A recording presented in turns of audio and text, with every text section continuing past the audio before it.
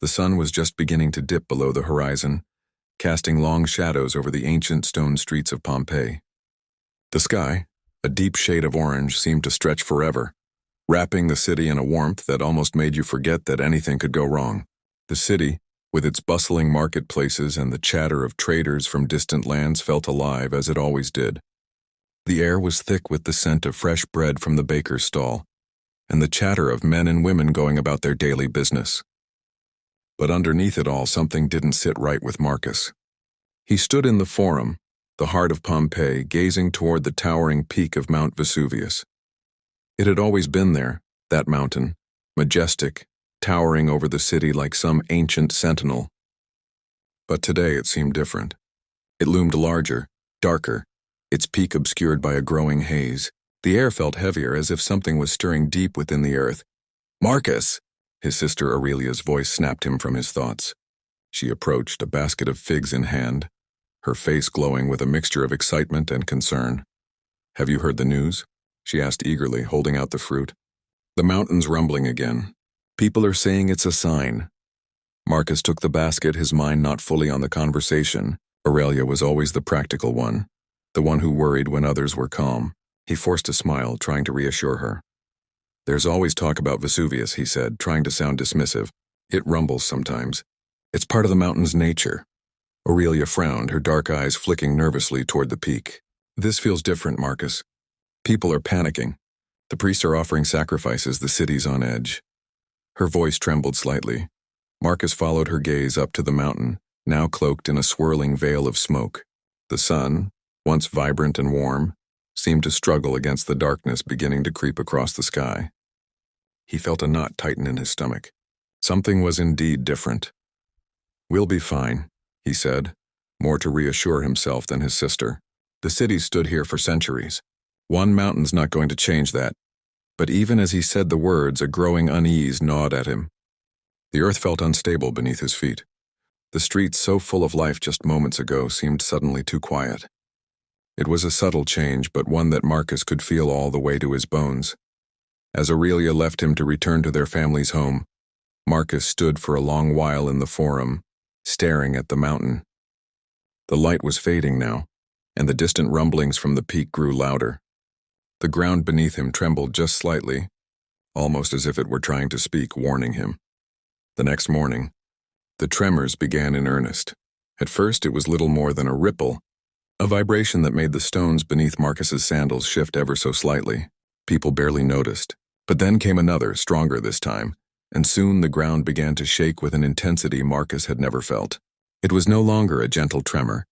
It was a force, an unmistakable sign that something far greater was coming. The walls of nearby buildings groaned, the air filled with the sound of cracking stone. In the distance, the once silent Mount Vesuvius seemed to awaken, belching a thick plume of smoke into the air, its darkened peak now visible above the clouds. The sky itself began to darken, casting the city in an eerie twilight. Panic spread like wildfire. Shouts echoed through the streets, and people rushed to find shelter, their faces pale with fear. Marcus's heart raced as he ran through the cobbled streets, his mind desperately searching for a reason, any reason, to calm the growing panic. "Marcus!" He turned at the sound of his name, and there in the distance was Aurelia, her figure outlined against the smoke-darkened sky. She was running toward him, her eyes wide with fear. "What's happening? What do we do?" Her voice was shaky, her hands trembling as they grasped at his sleeve. "We need to find shelter," Marcus said, trying to sound more composed than he felt. "The hills. We need to get away from the city, from the mountain." But the ground beneath them shook again, this time with such force that Marcus almost lost his footing. The tremor seemed to ripple outward, sending a wave of panic through the crowd. People screamed, scrambling over one another, desperate to escape. "Run!" Marcus shouted, grabbing Aurelia's arm and pulling her toward the outskirts of the city. But as they moved, he glanced back at the Forum, where the grand columns of the city's center began to tremble, cracks splitting their ancient stone. The mountain erupted in a deafening roar. The first blast came without warning, a thunderous explosion that shook the very earth. The shockwave threw Marcus and Aurelia to the ground, their bodies battered by the force. Dust and ash exploded into the air, blinding them as the air thickened with the smell of sulfur and burning stone. For a brief, horrifying moment, Marcus lost sight of Aurelia as the world spun around him, the very ground seeming to lift beneath them. Through the haze, he saw the terrifying image of the city's grand buildings crumbling, their stone facades falling apart like sandcastles against the onslaught of the earth's fury. The ash continued to fall in thick, choking clouds, darkening the sky and turning day into night. People screamed in terror as more explosions rocked the city, sending clouds of fiery debris high into the air. "Marcus!" Aurelia's voice broke through the chaos, and he turned just in time to see her struggling to her feet, her face streaked with ash. She was alive, but for how long? The question gnawed at him as he helped her stand. "We have to move," he yelled, dragging her toward the hills, away from the city, away from the inferno that was consuming everything in its path. But as they ran, Marcus felt the terrifying weight of the ash begin to settle over them, thick and suffocating. It was as though the very air had turned against them.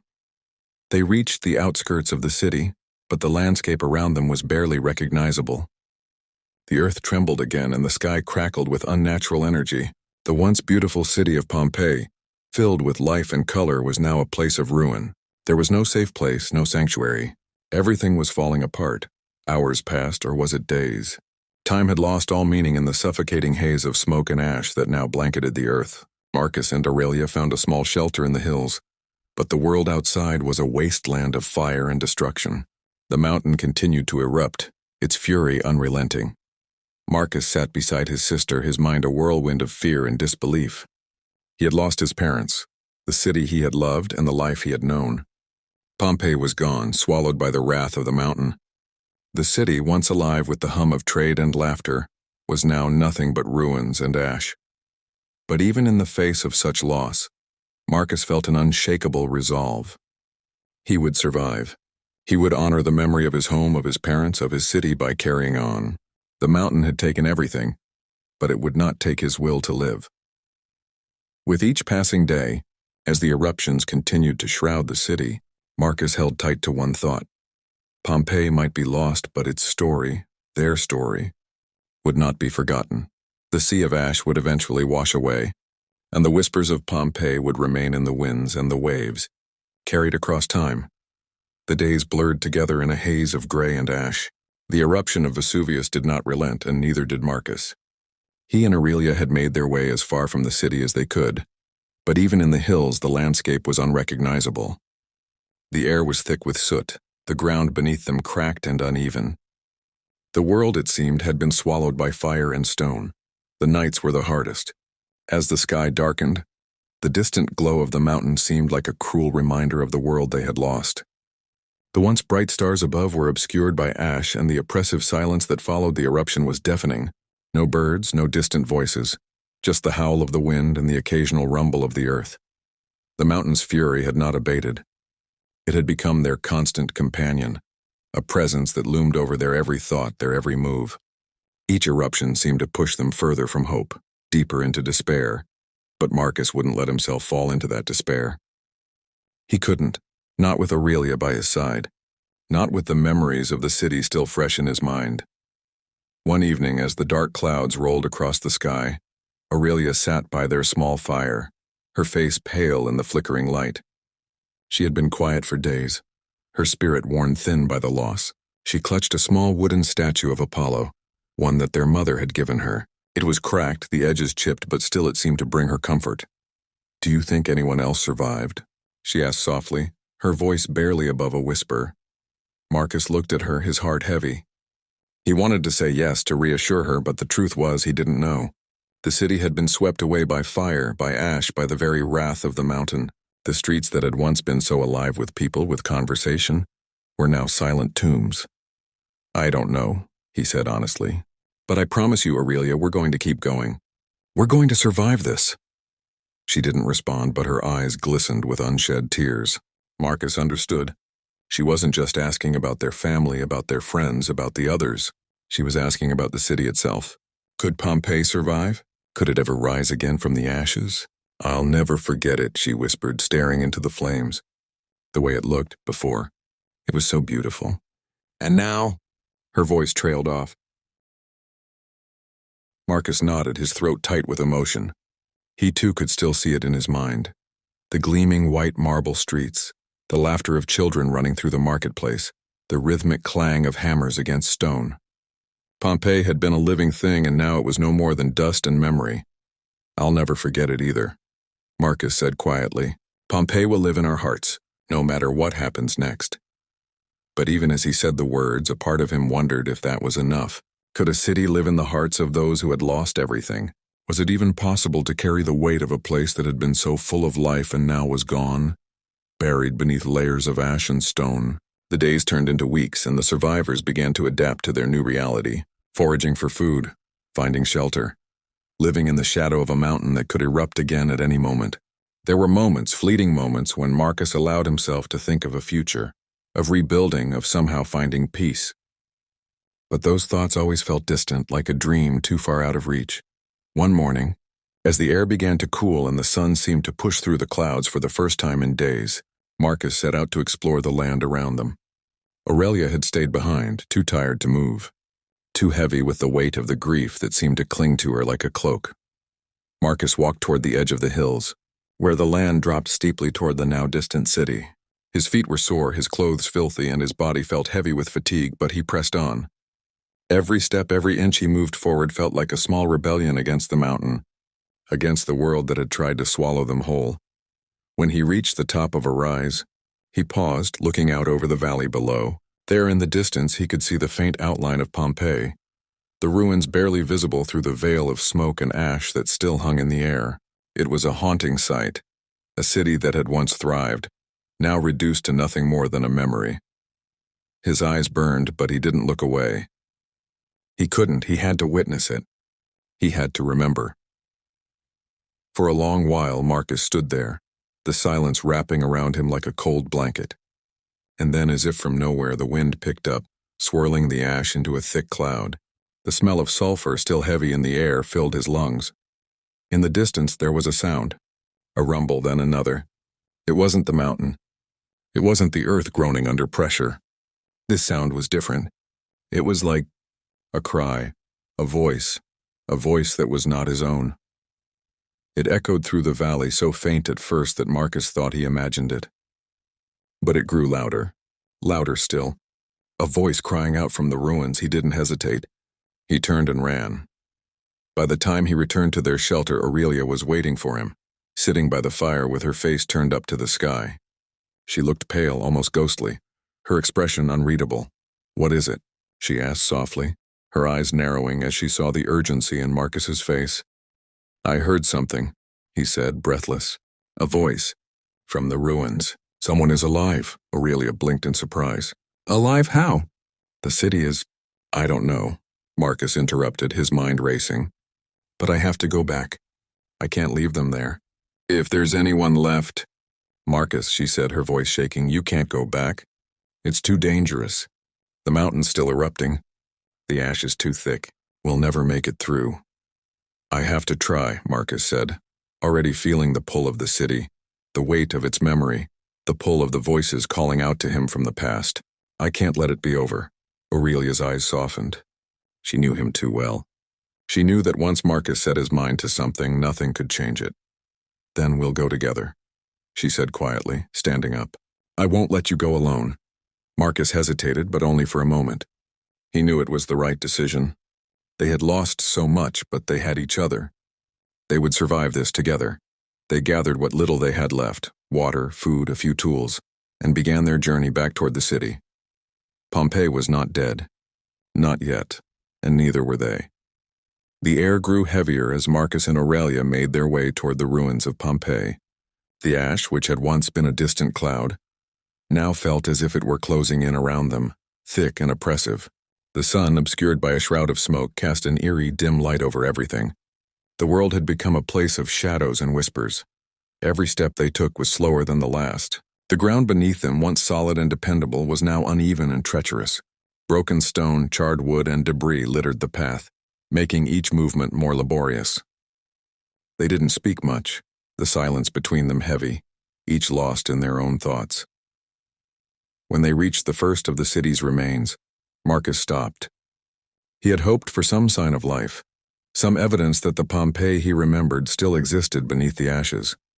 But all he saw was a skeletal shadow of what had been, The grand forum, the heart of the city, had collapsed into a pile of rubble. The marble columns, once so proud, were now little more than shattered fragments. The statues that had once lined the streets had crumbled, their forms indistinguishable under layers of soot and debris. The once vibrant colors of Pompeii's frescoes were now faded and smeared, like forgotten memories. It was as if the city itself had been erased from history. A great fire had taken its life, a volcano had taken its body, and now all that remained were ghosts. Marcus's chest tightened as he stepped deeper into the ruins. He called out softly, his voice barely audible over the wind. "Is anyone there?" Nothing. Aurelia stood beside him, her eyes scanning the desolation. She too could feel the weight of the silence. She had known the city, had spent hours walking its streets as a child, laughing with friends, playing in the gardens that now lay buried under tons of ash. "I don't know why we're doing this," she whispered, her voice small and weary. "What if we're the last ones left? What if there's nothing here anymore?" Marcus glanced at her, the pain in his eyes reflected in hers. He didn't have an answer, but something inside him, something that hadn't quite given up, urged him forward. "We can't give up yet," he said quietly, "not when there's even the slightest chance." They walked on, moving deeper into the heart of the city. The familiar streets were now unfamiliar, their contours hidden beneath a blanket of ash. Every building they passed was a shadow of its former self, every corner a reminder of what had been lost. But then, through the thick haze, they saw it. An opening. A small narrow alleyway between two collapsed buildings. Marcus's heart skipped a beat. He motioned to Aurelia. "There." Together they moved toward it, their steps tentative but determined. The alleyway was cramped, the air thick with dust, but at the end there was a faint light, flickering like a candle in the dark. Marcus's pulse quickened. He motioned for Aurelia to stay behind as he moved forward, his feet heavy in the silence. As he neared the source of the light, he saw it. Someone was crouched near the remains of a stone wall, their face obscured by soot and ash, but the flickering of a small fire illuminated them. "Hello?" Marcus called, his voice trembling slightly. The figure stiffened, then slowly turned toward him. It was a man, his face gaunt and streaked with grime, his eyes wild with fear and exhaustion. For a moment he said nothing, just stared at Marcus as though he were unsure whether to trust the sight of another living soul. But then, a faint recognition flickered in his eyes. "Who are you?" The voice came out as a rasp, thick with fatigue. Marcus took a cautious step forward. "My name is Marcus. I'm from Pompeii. Are you?" The man's eyes narrowed. "From Pompeii? You think anyone from Pompeii is left? You think there's anyone here who isn't buried under the earth?" His words hit Marcus like a blow, but he didn't retreat. Instead, he moved closer, kneeling down. "We've survived the mountain. We came back because we had to know if anyone else had." The man's expression softened just a little, but his eyes remained hollow, haunted by the catastrophe. "You don't understand. There is nothing left. The mountain has taken everything." He paused, his gaze shifting toward the distant smoldering ruins. "And yet, I'm still here." Marcus studied the man, noticing the deep weariness etched into every line of his face. He looked older than Marcus had imagined, despite the fact that he couldn't have been much older than himself. The weight of survival was written on him in ways Marcus could never understand. Aurelia joined them cautiously, standing just behind Marcus. She took in the scene, then spoke quietly. "Is there anyone else? Anyone who made it?" The man shook his head slowly, his shoulders slumping under an invisible burden. "You're the first ones I've seen in days. Weeks, maybe. I don't even know anymore. It's just me now." There was a long silence as Marcus and Aurelia processed his words. The city, once teeming with life, was now empty. Empty of voices, empty of the living. "And how do you survive?" Marcus asked finally, his voice soft, barely more than a whisper. "How do you make it through this?" The man let out a small, bitter laugh. "You don't. You just keep going until there's nothing left to go for." It wasn't a hopeful answer. It wasn't even close, but it was all that they had. "We won't stop," Marcus said, his voice firmer now despite the heaviness in his heart. "We'll rebuild, if not the city, then what's left of it." The man looked at him, his expression unreadable, but there was a faint flicker of something, a spark of life that hadn't quite gone out. It was a fleeting thing, but for a moment Marcus saw it. "There's no rebuilding," the man muttered, shaking his head slowly. "The mountain? It's more than just fire and ash. It's the land itself. It's the gods. They've taken it all." "But we're alive," Marcus insisted, his voice firm. "We're here. We survived. That has to mean something." The man looked at him again, studying him for a long time as if weighing something invisible between them. Then he sighed and looked away, back at the ruins. "You can try," he said, his voice thick with resignation, "but in the end it will be the mountain that decides." And with that the conversation ended. There was nothing more to say. Marcus sat in silence, his mind racing as the man's words echoed in his ears. The mountain had taken everything. Could he really rebuild anything after such devastation? The city of Pompeii, his home, had been swallowed whole by fire, stone, and ash. What was left of it now? Was there any point in trying to reclaim something that had been destroyed so completely? But then, looking at the man, so broken, so lost, Marcus realized something. He couldn't let the mountain win. He couldn't let the mountain be the end of their story. He had to believe that they could rise from the ashes. Not the city, not the walls or the statues, but something else, something deeper. Aurelia stood beside him, her hand gently resting on his shoulder. She didn't speak, but the weight of her presence was enough. She was here just like he was, ready to face whatever came next. Even if the world around them was crumbling, they still had each other. And they still had hope. "Thank you for helping us," Marcus said, turning to the man who was sitting with his knees drawn up, staring into the embers of the small fire. His voice was quieter now, as if he were lost in thought. The man didn't answer right away. His eyes were distant, his mind clearly elsewhere. Then after a long pause he spoke, his voice rough. "You don't understand," he said slowly. "I've seen the city fall. I've seen the people I loved buried beneath the earth. I've watched everything burn. What's left, Marcus? What's left when the earth swallows you whole and leaves nothing behind but dust?" Marcus opened his mouth to speak, but Aurelia beat him to it. "We're still here," she said, her voice steady. "You're still here. And that's what matters. Pompeii might be gone, but we're not. And we can't give up just because the world has changed. It's still our world." The man looked at her for a long moment, his expression unreadable. Slowly he nodded, but the weight of his sorrow didn't lift. "Maybe you're right," he said quietly. "Maybe there's something left. Maybe. But there's still too much grief, too much destruction. I don't know if I can keep fighting it." Marcus could understand that feeling. The grief, the hopelessness. It was like a weight that pressed down on your chest, making it hard to breathe, to think, to move. But he also knew that if they gave up now, if they let the mountain have its victory, then everything they had known, everything they had loved, would be gone.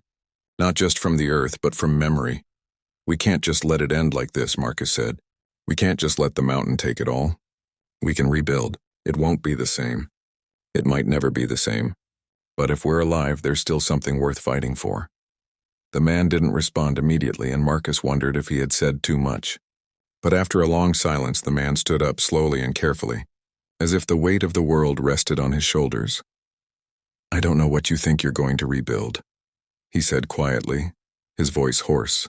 "But I'm with you. Maybe we'll find a way to make something of this. Maybe we'll find a way to live again. But the city, Marcus, the city's gone. It's lost, I know," Marcus said, his voice soft. "But that doesn't mean we have to be." Aurelia nodded, and together they set out again. Their steps were slow, careful. They walked through the broken streets of Pompeii, the destruction around them almost unbearable. The remnants of buildings, once proud, once strong, were now just rubble. The streets, once filled with people, now felt empty. The silence was overwhelming. Only the occasional breeze carried the faint smell of ash and sulfur. But Marcus refused to let the silence swallow him. He couldn't. They walked through the ruins, looking for any signs of life, any sign that someone else had survived, that they weren't alone in this. But the city was a ghost town, empty, quiet, still. The further they went, the more the weight of the loss pressed down on Marcus's chest. The faces of his parents, his friends, the people he had grown up with, they were all gone. Pompeii had been a place of life, of laughter, of love, and now it was just gone. But as they walked, something began to stir in Marcus's heart. Something he hadn't felt in days, maybe weeks. It was a flicker of something, a spark that refused to die. He wasn't alone. He had Aurelia. He had the man they had found in the ruins. He had the memories of the city, the love for the people who had once filled it. And maybe, just maybe, that was enough. Maybe there's no rebuilding the city, Marcus said, his voice filled with quiet conviction. But there's something we can rebuild. We can rebuild ourselves. Aurelia glanced at him, her eyes tired but filled with a quiet strength. We can rebuild hope, she said softly. Yes, Marcus said, a small smile tugging at his lips. That's what we'll do. We'll rebuild hope. They walked on, further into the city, and though the ruins of Pompeii surrounded them, they didn't feel quite as heavy anymore. Not yet, but they would. They would find a way to rebuild. Not the city, but the spirit of the city. The memory of it. The love of it. It wasn't over. It couldn't be. As long as they were still here, there was always hope. The city of Pompeii was nothing like it had been before. What had once been a vibrant testament to human ingenuity, culture, and community was now reduced to rubble. The marble streets, the grand amphitheater, the temple to Apollo, all buried beneath the weight of volcanic fury. But as Marcus and Aurelia moved through the ruins, their steps grew more deliberate, less hesitant. They were no longer just survivors. They were witnesses to a tragedy, the last living reminders of what had been. The sun, struggling to pierce through the thick cloud of ash and smoke, cast a dim, eerie light over the destruction. There was no joy here, no laughter, no life. And yet in the quiet something began to grow, a quiet resolve. The ruins were not the end. They couldn't be. Marcus glanced over at Aurelia. Her face was covered in grime, her clothes torn and singed. But her eyes, though weary, still held that same strength he had seen in her as a child. She was still there, still his sister, still fighting. How far are we going? She asked, her voice hoarse from the smoke, but there was no doubt in her tone. We keep moving, Marcus said, his own voice thick with exhaustion. He didn't have a plan, not really, but he knew that they couldn't stop now. Not when there was even a small chance that someone else had survived. They passed through streets that once would have been filled with traders, families, tourists from distant lands. The remains of shop fronts were barely distinguishable, their contents looted or burned away. The canals, once gleaming with the reflection of sunlight, now stood choked with debris, their waters thick with ash. In the midst of all this, Marcus couldn't help but feel a sense of loss that stretched beyond the visible destruction. His memories of Pompeii, the way it had smelled, the sound of the market stalls, the laughter of children, had started to fade. What did it mean now to carry these memories? Would anyone remember? Would the city be remembered? They reached the southern part of the city, where the houses were still partially intact, although most were scorched beyond recognition. In one of the houses that had collapsed partially, they found a small group of survivors, people who had been hiding, waiting for the eruption to pass. Their faces were gaunt, their eyes hollow with shock. They had barely enough food or water, but they had survived. Who are you? An old woman asked in a rasping voice, eyeing Marcus and Aurelia with suspicion. Where did you come from? We're from Pompeii, Marcus answered simply. We were looking for others, anyone who's made it through. The woman nodded slowly, a weary sadness in her eyes. You're the first I've seen in days. Weeks, maybe. But what's left, young man? Pompeii is gone. There's no rebuilding what's been taken from us. Marcus's heart sank. He had heard this before, the words of resignation, the heaviness of defeat. But he refused to believe it. Not yet. We're not giving up, he said, his voice firm. We're alive, and we're not going to let it end like this. The woman seemed to study him for a long moment. Her eyes flickered to Aurelia, then back to Marcus. You're still full of hope, she said almost sadly. That's something I thought I'd never see again. We've lost so much, Aurelia said quietly, but we're not lost. Not yet. The woman nodded slowly as if she were trying to make sense of something deep inside her. You'll find a way, maybe, she said, her voice soft. Maybe there's still something left. But you'll need more than hope. You'll need the strength to build something new. Marcus didn't know what she meant exactly, but the words struck a chord with him. He'd been thinking about rebuilding the city, about structures, about the walls and the streets. But the woman was right. What they needed now wasn't just the strength to rebuild buildings. They needed the strength to rebuild the spirit of Pompeii, the heart of it, the people who had lived here, their stories, their culture. This was what needed to survive. "We'll find a way," he repeated, with more certainty this time. "We'll rebuild, together." With that, they left the survivors to rest and moved on, their path uncertain but filled with the quiet strength of their shared resolve. The days stretched into weeks, and with each passing one, Marcus and Aurelia ventured further into the heart of the ruins. They met other survivors, some willing to talk, others too consumed by grief to even speak. Each encounter brought more clarity to what needed to be done. It wasn't about rebuilding Pompeii brick by brick. It was about rebuilding the people, finding a way to keep the memory of what had been alive. But as they worked their way toward the edge of the city, something unexpected happened. One evening, as the sun dipped beneath the horizon, casting the sky in shades of purple and orange, they heard the faintest sound, almost like the hum of a distant bell. It was barely audible, lost in the noise of the wind and the crackling remnants of fire. But there it was again, louder this time.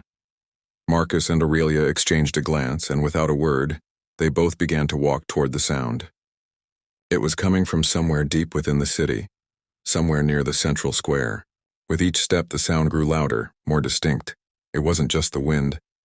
It wasn't just the eruption. It was something more. They rounded the corner of a half-collapsed building, and there in the distance they saw it. A flicker of light. It was coming from beneath the ruins, as though someone was lighting a lantern in the depths of the earth. Marcus's pulse quickened. Could it be?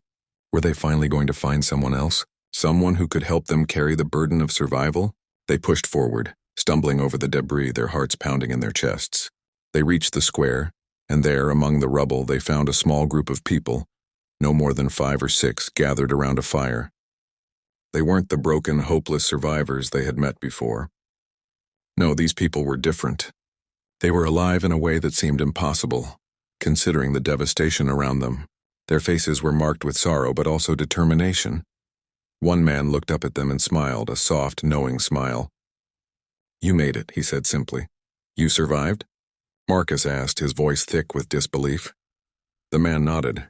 "We've been here waiting, watching, and we've learned something." "What's that?" Aurelia asked. The man's eyes glinted in the firelight. "That it's not just about surviving. It's about remembering. It's about carrying forward what Pompeii was, what Pompeii still is." The man's words rang with a kind of quiet strength, the kind Marcus had been searching for.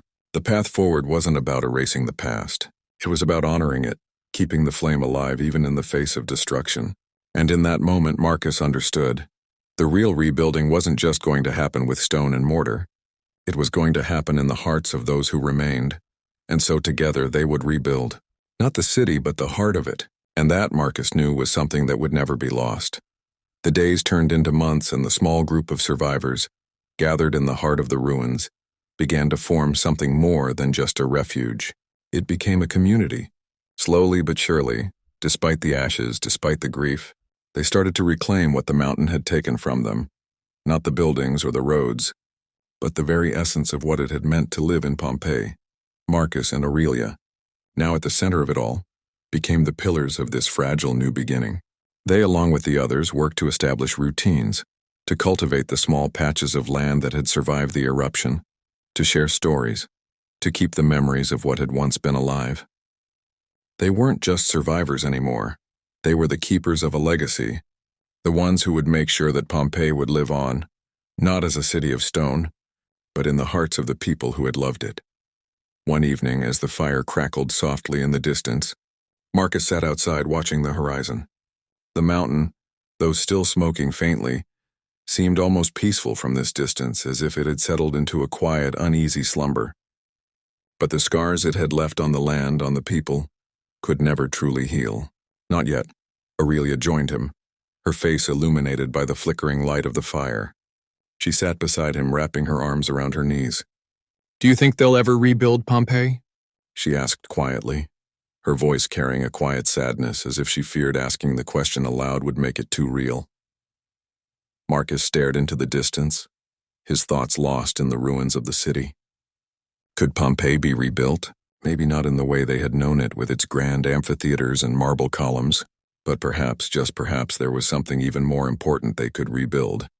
A community, a sense of belonging, a way to remember.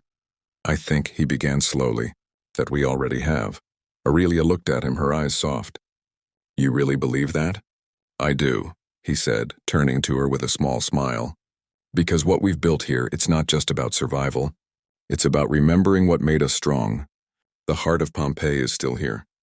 It's in us, and that's something no volcano can take away. Aurelia leaned her head against his shoulder, her eyes closing as she let the words sink in. For the first time in months, there was a sense of peace between them. They hadn't rebuilt the city. They hadn't restored the marble or the temples or the grand structures. But they had rebuilt the spirit of Pompeii. And that was something far more enduring. The group of survivors had grown, more people having stumbled out of the ruins or arrived from neighboring towns, hearing that some had made it through. They too had suffered. Some had lost their families. Some had lost everything. But here, together, they were starting something new. They had nothing, yet they had each other. As the weeks passed, Marcus found himself becoming more and more determined. They would not just survive, they would thrive in whatever form that might take. The days were filled with work, the nights with stories. The younger ones, many of whom had never known a life outside the walls of the city, listened intently as Marcus and Aurelia spoke of Pompeii before the eruption. They spoke of the beauty of the city, of its culture, of its people. They spoke of what had been lost, but also of what remained. Each morning, Marcus would take a moment to stand at the edge of the ruins, looking toward what had once been the bustling heart of Pompeii. The ash had settled into the cracks of the earth, and the land had started to show small signs of life again. Wildflowers pushing through the soil, birds cautiously returning to the sky. It was a reminder that life, even after the worst devastation, had a way of finding its place. We're making it. Aurelia, he said one morning as they stood together, watching the new shoots of green stretch toward the sun. Maybe not in the way we thought, but we're making it. She nodded, her expression contemplative. It's not the city we wanted to rebuild, but it's the one we need. Over the months, Marcus and the others began to form a new vision for their community. The days of grand statues and temples were gone, but perhaps they didn't need them. They began to build homes from the remains of the old city, using the stones that had once been part of the grand structures to create small, sturdy dwellings. They cultivated the land, planting crops that would feed them through the long months ahead, and more than anything, they began to tell their stories. The stories of Pompeii, the city that had lived and died but would never be forgotten. One evening, as the fire crackled brightly, Marcus stood in front of the group, his heart swelling with a quiet pride. He looked out at the faces gathered around him, the survivors, the ones who had stood with him through the worst of it, and he realized that this was how they would carry on. We are the memory of Pompeii, Marcus said, his voice filled with quiet passion. Not the buildings, not the roads, not the temples, but us. We are the spirit of this place, and we will carry it with us wherever we go. Aurelia was standing beside him, her face illuminated by the warm glow of the fire. She smiled, and for the first time since the eruption, Marcus saw a glimmer of the light that had once shone so brightly in her eyes. They weren't rebuilding Pompeii in the way they had imagined, but in another way, perhaps the most important way, they were making it live again. In the distance, Mount Vesuvius still loomed, its smoke rising faintly into the sky. But now it seemed almost like a distant memory. The mountain had taken so much, but it hadn't taken everything. Pompeii was gone, but it was not forgotten. And as long as they remembered, as long as the survivors carried its stories with them, Pompeii would never truly be lost. The months began to flow into each other like the unbroken rhythm of the sea, steady and relentless. Life, despite the destruction, slowly began to take on a new shape. Marcus and Aurelia found themselves becoming leaders of sorts, not by choice but by necessity. The others, those who had survived, those who had managed to endure through the worst, looked to them for guidance, for hope, for the strength to keep moving forward. But with that role came a heavy weight. As the days passed, Marcus found himself thinking less about rebuilding the physical remnants of Pompeii, and more about what they could build with their hearts and minds. What did it mean to carry on in the wake of such a profound loss? What did it mean to honor the past without being consumed by it? One morning, as Marcus walked through what had once been the grand entrance to the city, he stopped and surveyed the area. The ancient archways that had greeted travelers from all over the world were now a mere shell of their former selves, the stone worn and crumbling under the weight of time and destruction. He ran his hand along the edge of a broken pillar, the coolness of the stone grounding him in the present. We'll never rebuild it, will we?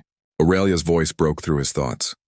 Marcus turned to find her standing a few feet away, her expression somber but thoughtful. She too had come to understand something that Marcus had only begun to accept. Pompeii, as it had been, was gone.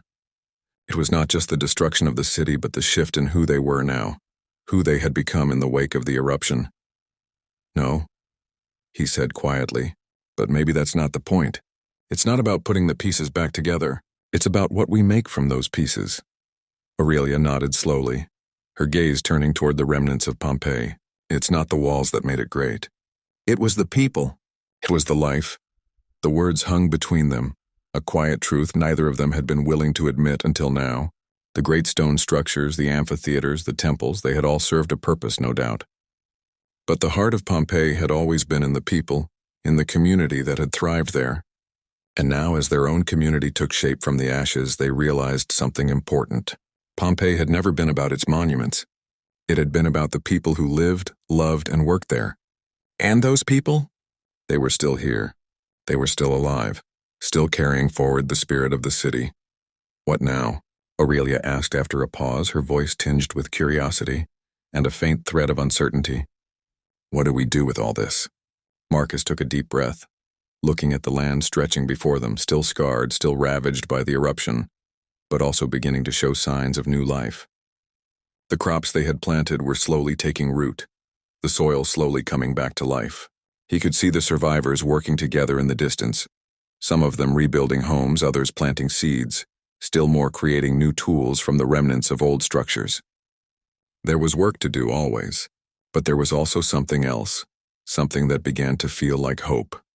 We rebuild, Marcus said, his voice firm with quiet conviction.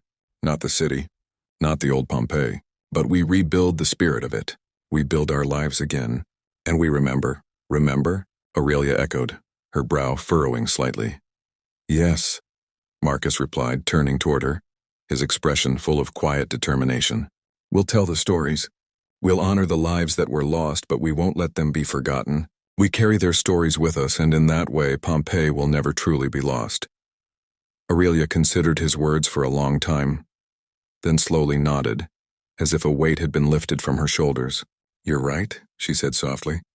That's how we rebuild. And so the survivors of Pompeii, from the young to the old, began to find ways to honor their past without being consumed by it. Each night, gathered around their fire, they shared stories of the city before the eruption, of the bustling marketplaces, of the grand festivals that had once filled the streets with music and laughter. They spoke of the gods, of the temples, of the people they had known and lost. They spoke of the lives that had been lived, the love that had thrived, and the history that had been made. As the weeks turned to months, their new community began to take shape.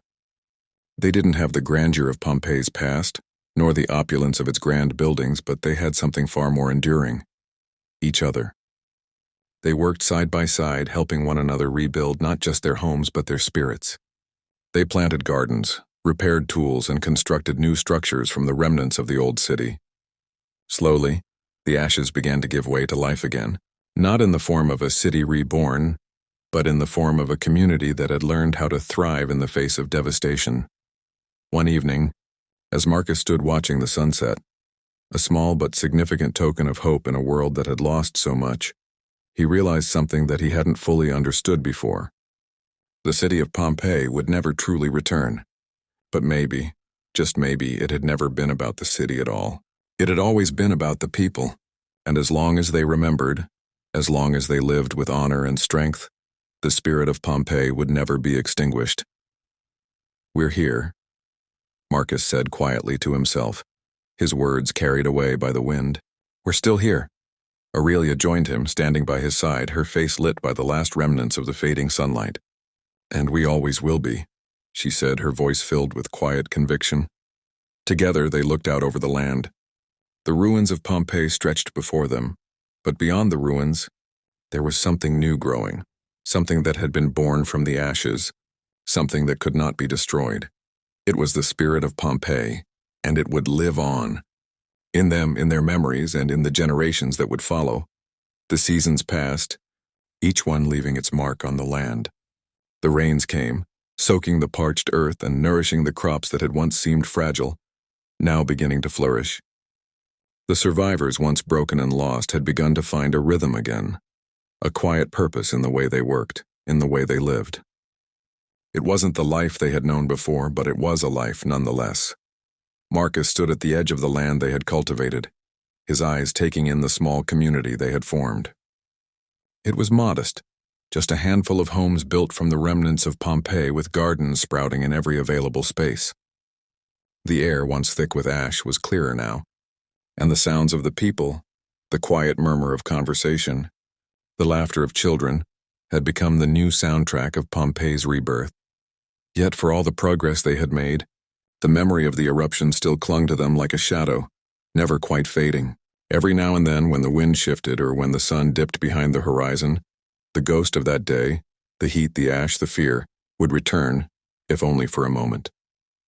But the people of Pompeii had learned how to live with it. They had learned how to carry the weight of the past without allowing it to crush them. One evening, as the sun set in a blaze of orange and red, casting long shadows over the settlement, Marcus found himself at the place where he had first stood with Aurelia, looking out over the ruins of the city. The mountain still loomed in the distance, its peak barely visible through the haze. Vesuvius had not stopped being a part of their lives. It was still there, still a reminder of the disaster that had taken everything from them. Yet Marcus had come to realize that the mountain, for all its destructive power, was also a symbol. It had taken Pompeii, yes, but it had also made them who they were now.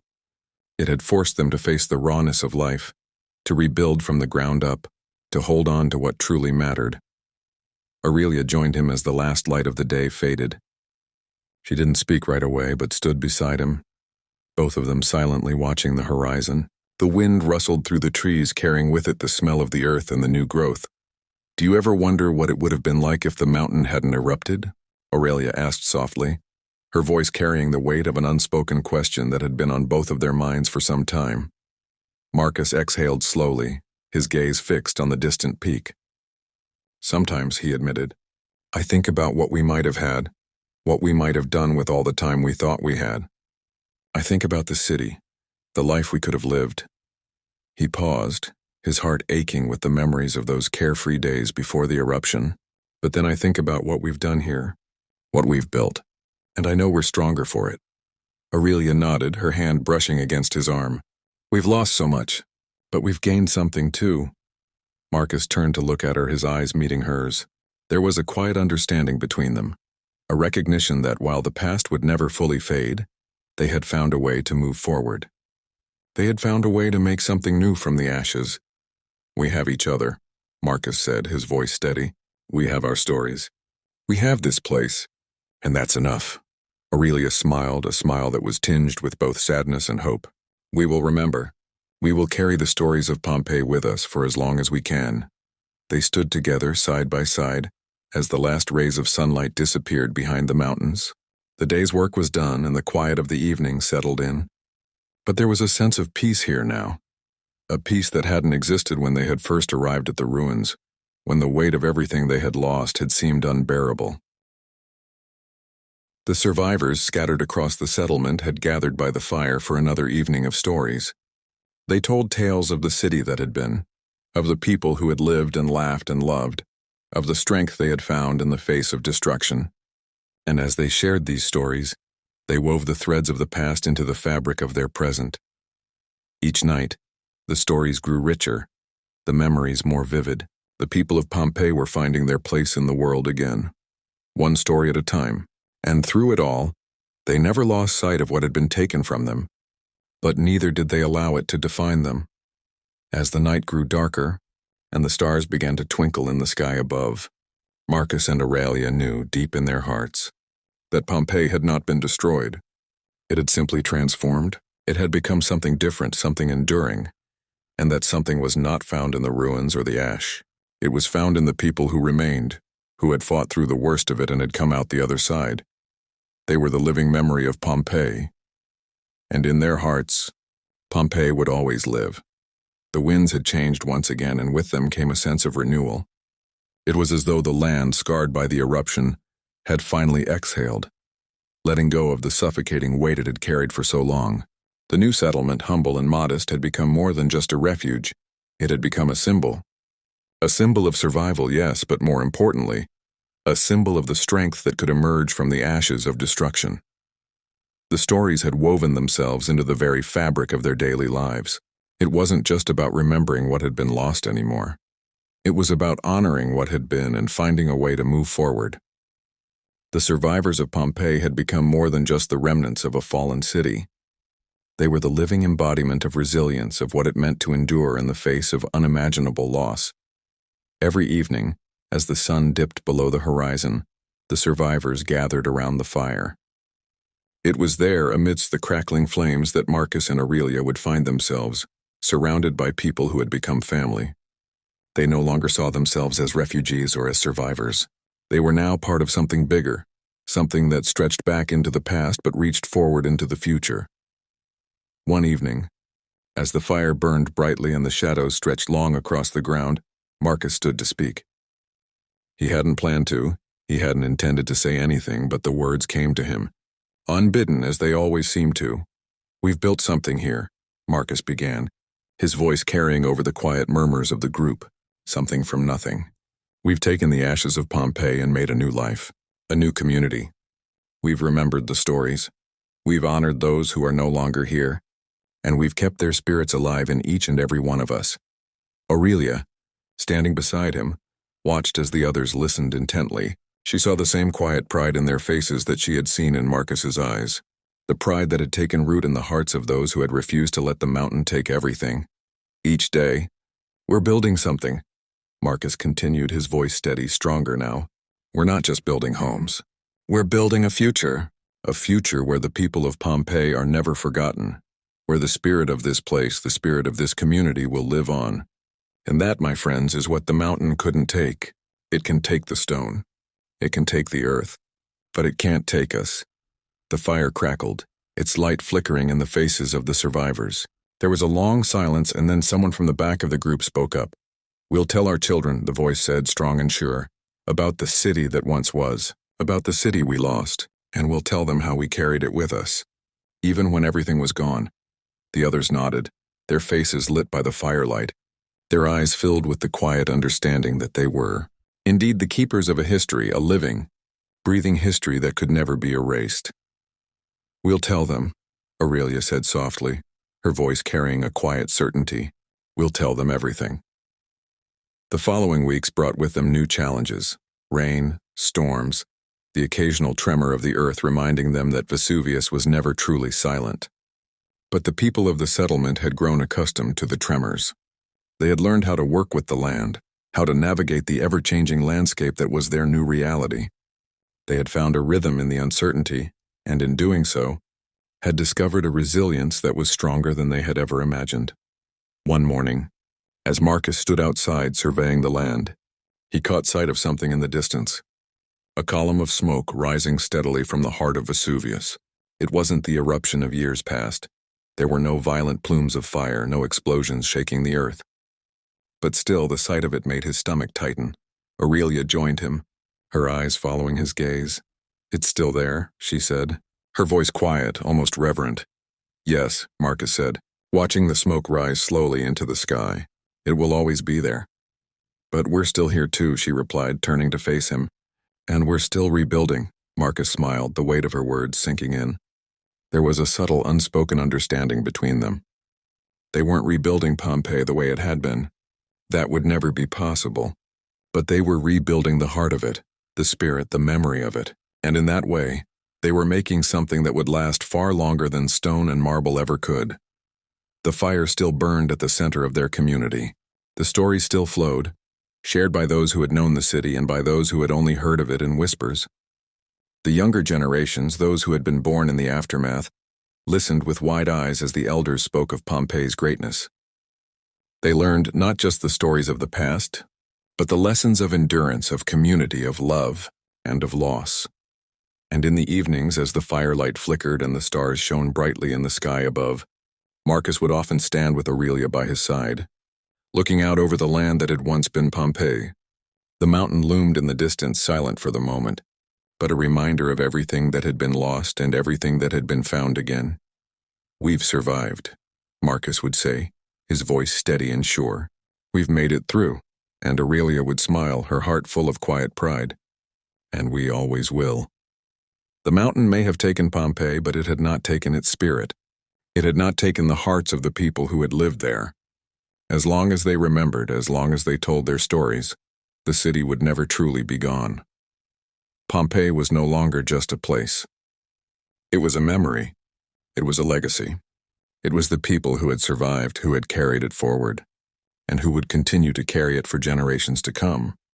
And in that way, Pompeii would always live. As the seasons continued to change, a subtle transformation took place within the settlement. The survivors, once marked by the weight of their grief, began to find a new kind of peace. They worked the land, built stronger homes, and celebrated what they had, each other.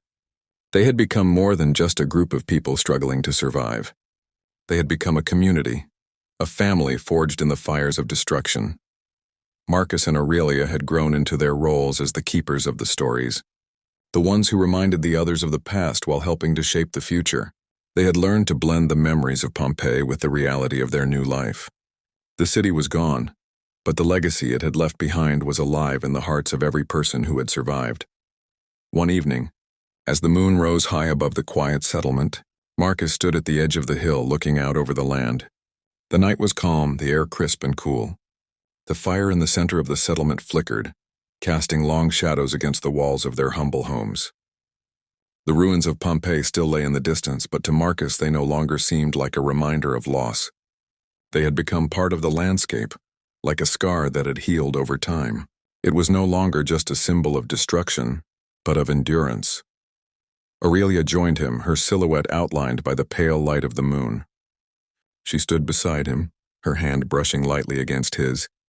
Together they looked out at the land they had come to call home. "Do you ever think about what might have been?" Aurelia asked, her voice soft, almost wistful. Marcus glanced at her, his expression thoughtful. "Sometimes. I think about the city, about what we lost, about the life we might have had. But then I look around and I see what we've built. I see you. I see the others. And I know that it wasn't just the city that made us who we are. It was the people. It's always been the people." Aurelia nodded, her eyes reflecting the starlight. "We've made something new. And maybe, in the end, that's what Pompeii was always about." Marcus smiled, a slow, satisfied smile. "Maybe." They stood in silence for a while, the weight of their conversation lingering in the air. It was a quiet kind of peace, one that had taken years to find, but one that they knew would endure. The world around them was still raw, still scarred, but it was also alive. They were alive. "We've kept the stories alive," Aurelia said, her voice steady now. "We've honored what was, and now it's up to them, the children, to carry it forward." Marcus turned to look at her, his heart swelling with pride. Yes, it's up to them now. The children had become the living link to the past. They were the ones who would carry the memory of Pompeii into the future. Every night the elders told them stories, stories of the marketplace, of the grand feasts of the days before the eruption. The children listened intently, their eyes wide with wonder as they absorbed the tales of a city they would never see. But in a way, they already knew it. They knew it through the stories, through the memories, and through the love that had been passed down to them. They knew that Pompeii wasn't just a city of stone and marble. It was a city of people, and those people lived on, in the hearts of the survivors and in the hearts of the children who would one day grow up to tell their own stories. And so, as the years passed, the settlement continued to thrive. The once bleak landscape began to show signs of transformation. The land that had been choked with ash and soot now yielded crops, and the homes, though humble, grew sturdier with each passing day. The people of Pompeii, those who had been born from the ashes, had made it their mission to honor the past while building a future that would carry the spirit of their city forward. Every year, on the anniversary of the eruption, they would gather. They would light a fire and they would remember. They would remember the people they had lost, the lives that had been extinguished in an instant. But they would also remember the city that had once been, its laughter, its culture, its love, and they would tell the stories. They would pass the torch of memory from one generation to the next, making sure that the spirit of Pompeii never truly died. And in those moments, as the fire flickered in the darkness and the stories filled the air, Marcus and Aurelia would stand together, side by side, watching the future unfold. They knew, without a doubt, that the mountain had not taken everything. It had not taken their memories. It had not taken their hope. It had not taken their love for the city and the people who had made it their home. Pompeii, in the end, was not a place of ruin. It was a place of memory, of resilience, of life. And as long as the stories lived, so too would the city. The years that followed seemed to flow like the steady, unrelenting passage of time. The survivors had settled into their new lives, no longer defined solely by the eruption but by the strength they had found in rebuilding. Each day brought with it the quiet hum of life, the sounds of children's laughter, the smell of food cooking over an open fire, the steady rhythm of work and rest. It wasn't the Pompeii they had lost, but it was something that carried with it the heart of what Pompeii had been. It was, in its own quiet way, a new kind of city. A city built not of stone but of stories, of memory, and of the people who had endured when everything had seemed lost. One evening, as Marcus walked through the settlement, his heart swelling with a quiet pride, he couldn't help but think of the future. The fires that had once consumed their world had now given way to something that flickered brighter than ever. The light of a community that had come together, built from the ground up. The children ran past him, their faces painted with laughter, their voices filled with the carefree joy of those who had never known the horrors of the past. They were the next generation, the ones who would carry Pompeii forward in ways that Marcus and the others could never have imagined. It had taken time, but he could see it now. The future was alive, and the past, though forever etched in the memories of those who had lived it, was no longer a shadow that loomed over them. It was a foundation that had been built not just from the remnants of stone and ash, but from the resilience of the people who had survived, and the love that had persisted through it all. Marcus looked out over the land, his thoughts drifting to Aurelia. She had been by his side through it all, from the first days of the eruption to the quiet mornings when they now walked the settlement together, side by side. She was the quiet strength that had anchored him, the heart that had guided their way forward when the path had seemed uncertain. She joined him now, her footsteps light against the soft earth, and for a moment they simply stood together, watching the sun dip below the horizon. The sky was ablaze with color, the last vestiges of daylight casting a soft glow over the land they had rebuilt. "Do you think they'll ever truly understand?" Aurelia asked softly, her voice carrying a tinge of wonder as she glanced toward the children running in the distance. Their laughter like music in the air. "They will," Marcus replied, his voice calm but sure, "not all at once but over time. They'll understand through the stories, through the things we've built. They'll carry it with them." Aurelia nodded, her gaze drifting to the distant silhouette of Mount Vesuvius. The mountain, once a symbol of destruction, now seemed distant, almost peaceful, its peak shrouded in clouds. "They won't know the fear we felt," she said, her voice thoughtful, "but they'll know the strength that came from it." "They'll know the love," Marcus added, his words soft but full of conviction. "The love that survived it all." As the years had passed, the mountain had become less of a presence in their lives. The tremors, the ash, the fear, all of it had become a part of their history. They had learned to live in its shadow, not in constant fear, but in quiet acceptance that life could be both fragile and resilient at the same time. The people of the settlement had found their rhythm, their peace. They had no grand monuments, no towering temples or amphitheaters. What they had was something far more enduring. They had each other. They had the stories, and through those stories they had the city of Pompeii, its laughter, its culture, its love, alive in their hearts. Aurelia looked at Marcus, her eyes soft with a quiet understanding. "We've done it," she said, her voice filled with quiet pride. Marcus smiled, his heart full of gratitude. "Yes, we have."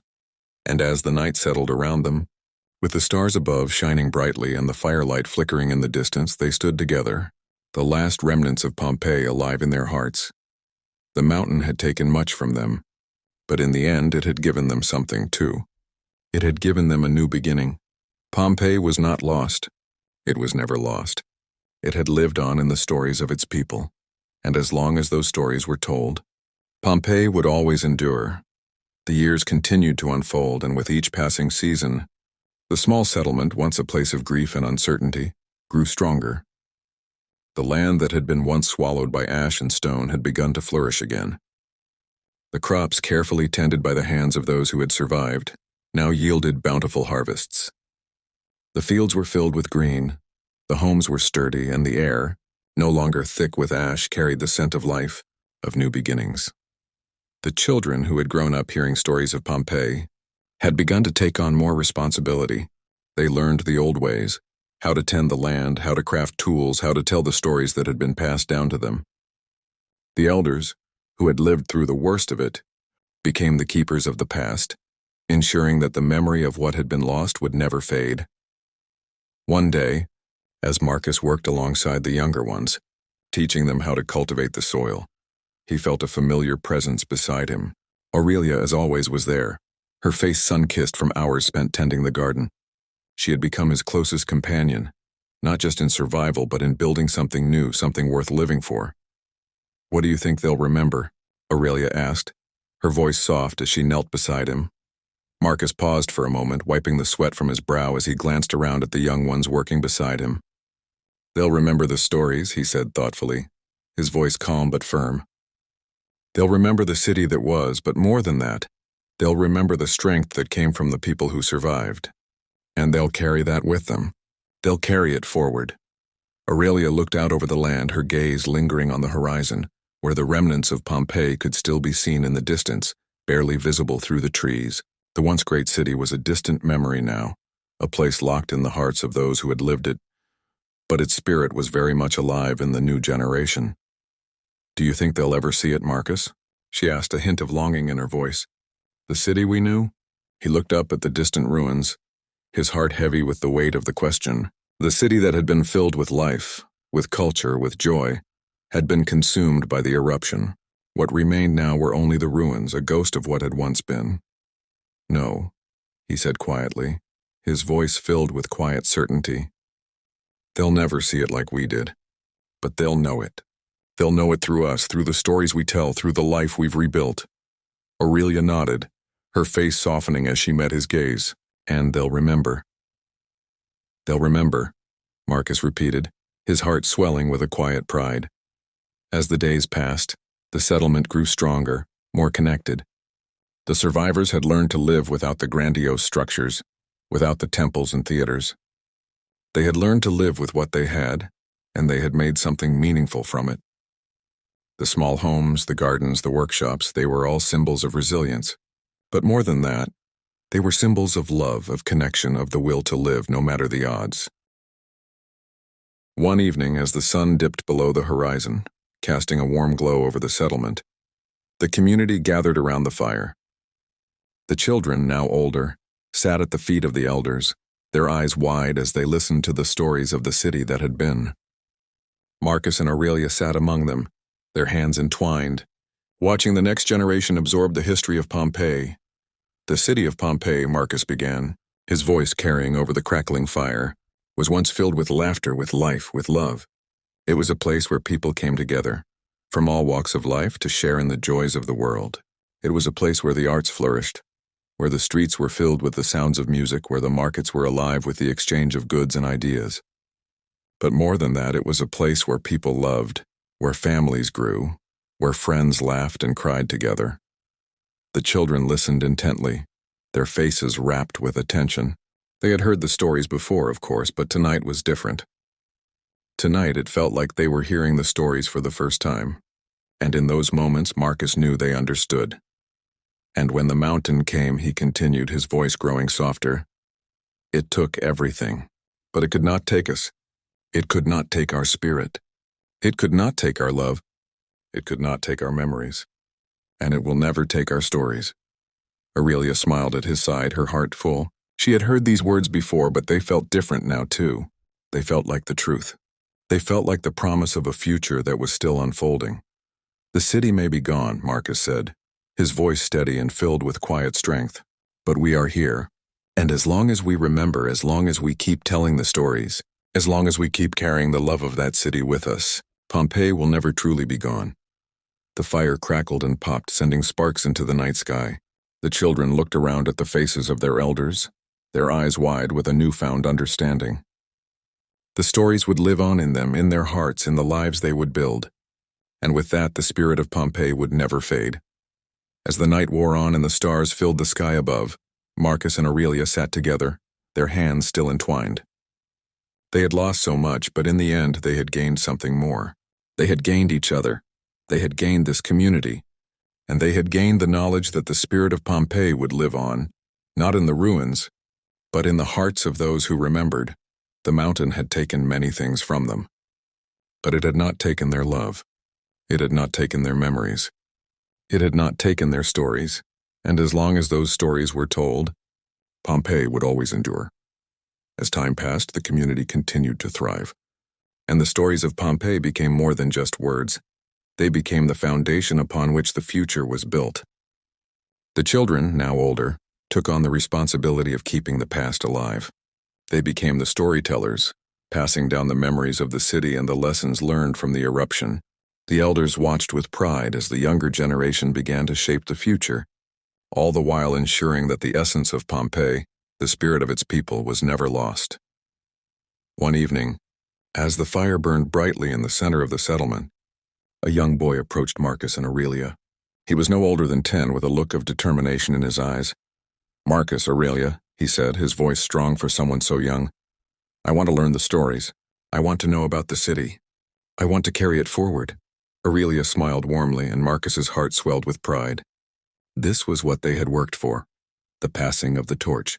The future of Pompeii was not in the stone or the ruins, but in the hearts of the children who carried its memory. "You will," Marcus said, his voice soft but firm. "And you will tell the stories just as we have. You'll tell them with the same love, the same passion, the same respect." The boy nodded eagerly, his face lighting up with the hope that only youth could carry.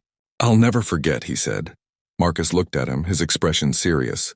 "That's the most important part. As long as you remember, as long as you keep telling the stories, Pompeii will never fade." The boy's eyes shone with determination as he sat down beside them, eager to learn, to carry forward what had been passed down to him. And as Marcus and Aurelia began to tell him the story of Pompeii, of its rise and its fall, of the strength of its people, a quiet sense of peace settled over them. The settlement had changed over the years. The land was no longer just a place of survival. It had become a place of hope, of resilience. They had built homes not just of stone, but of memory. The gardens they tended were not just filled with food. They were filled with the stories of the past, the lives of those who had come before them. And though the mountain still loomed in the distance, a silent sentinel over the land, it no longer held the same power over them. They had faced its wrath and they had survived. The children would grow up knowing the truth of what had happened, knowing the story of Pompeii, of the city that had been lost, and the people who had rebuilt, not with stone, but with heart. They would carry the weight of history with them, but they would also carry the love, the community, and the strength that had made Pompeii what it was.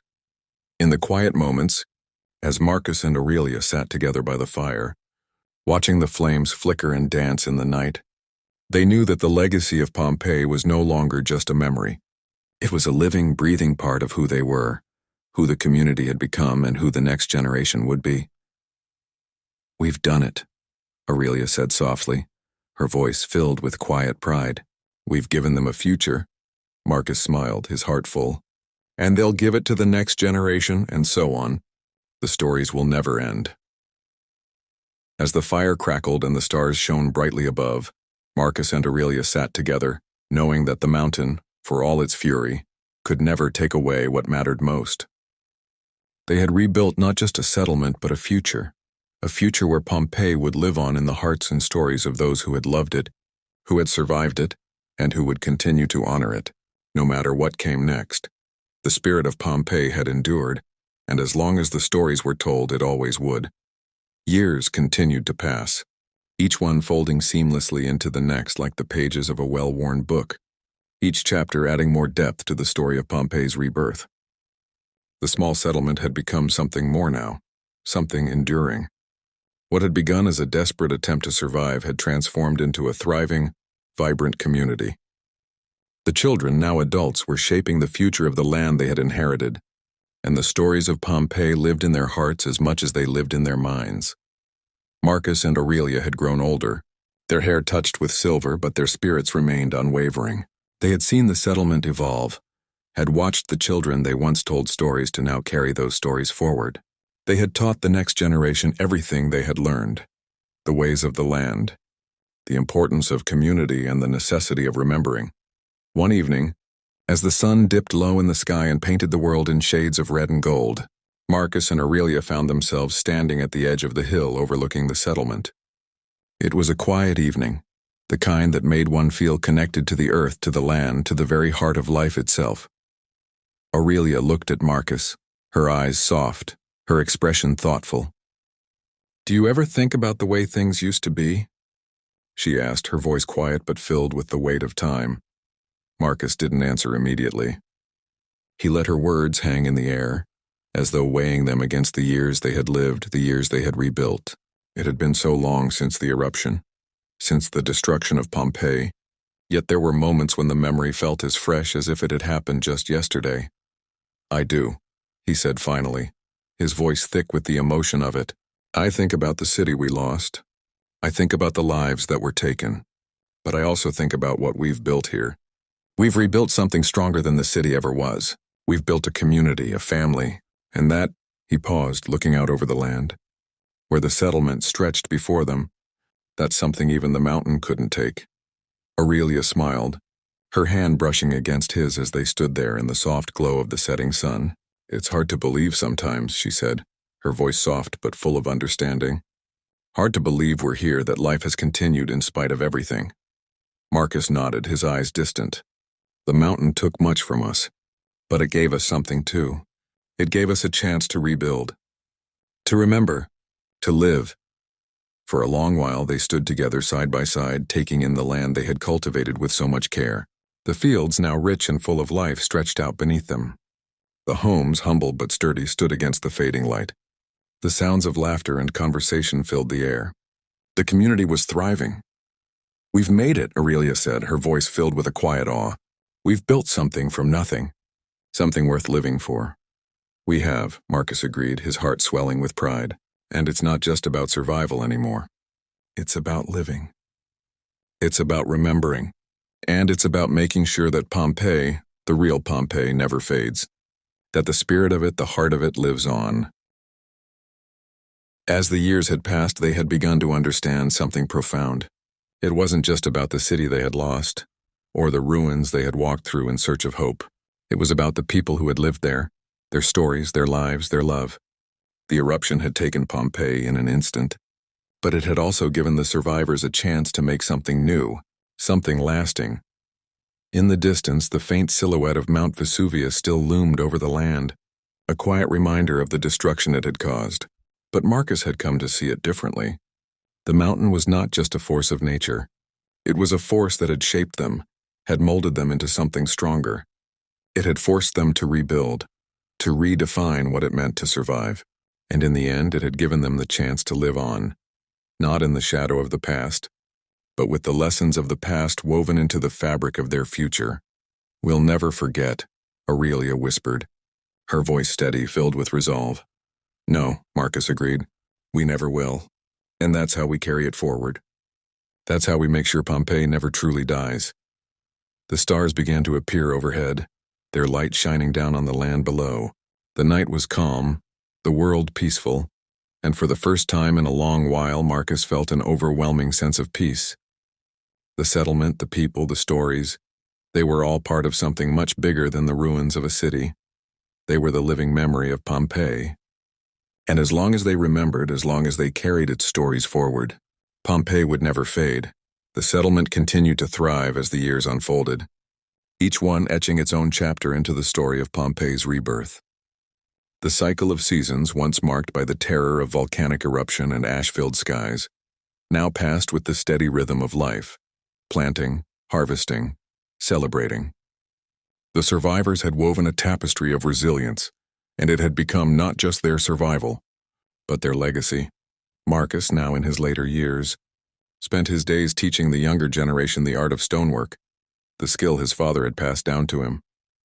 Though they no longer needed the grand structures of the old city, he felt a quiet sense of pride in continuing the craft, in building something with his hands that could stand for years to come. A symbol of endurance. Aurelia had become a leader among the women of the settlement, overseeing the gardens, the cooking, the traditions. Her quiet strength had been the foundation of so much of the community's rebirth. She nurtured not just the land, but the bonds that had kept the people together through their darkest days. One afternoon, as Marcus sat outside the small stone workshop he had built, watching the sun slip lazily toward the horizon, a familiar voice called out to him. "Marcus!" Aurelia's voice carried over the soft breeze, filled with warmth and love. He turned to see her approaching, her face glowing with the satisfaction of a day well spent. She carried with her a basket of fresh produce, the colors vivid and vibrant, proof of the land's recovery. "The crops are doing better than we could have hoped," she said, her eyes sparkling with the pride of something earned. "The soil is rich again. We might just have enough to send some of the excess down to the river towns." Marcus smiled, his heart swelling with gratitude. He had watched this transformation unfold, from the barren, ash-covered earth to the fertile fields that stretched before them. "That's good news. I know the others downriver have been struggling to rebuild too." Aurelia sat beside him, placing the basket of vegetables on the ground between them. "I think they'll be happy to have it, and I think it's important that we continue to share, to remember that even after everything, we are all connected. The city was once part of a vast network, people coming together from all walks of life. That hasn't changed, even if the city itself is gone." Marcus nodded, reflecting on her words. It was true. Pompeii had been a city of commerce, of trade, of stories exchanged between strangers. The eruption had taken the city's physical form, but the connections, the bonds, had remained unbroken. In a way, they had rebuilt more than just their homes and fields. They had rebuilt the idea of community itself. "Do you ever wonder," Marcus asked after a moment, his voice soft, "what it would have been like if the eruption had never happened? If we hadn't lost everything, had it all ripped away?"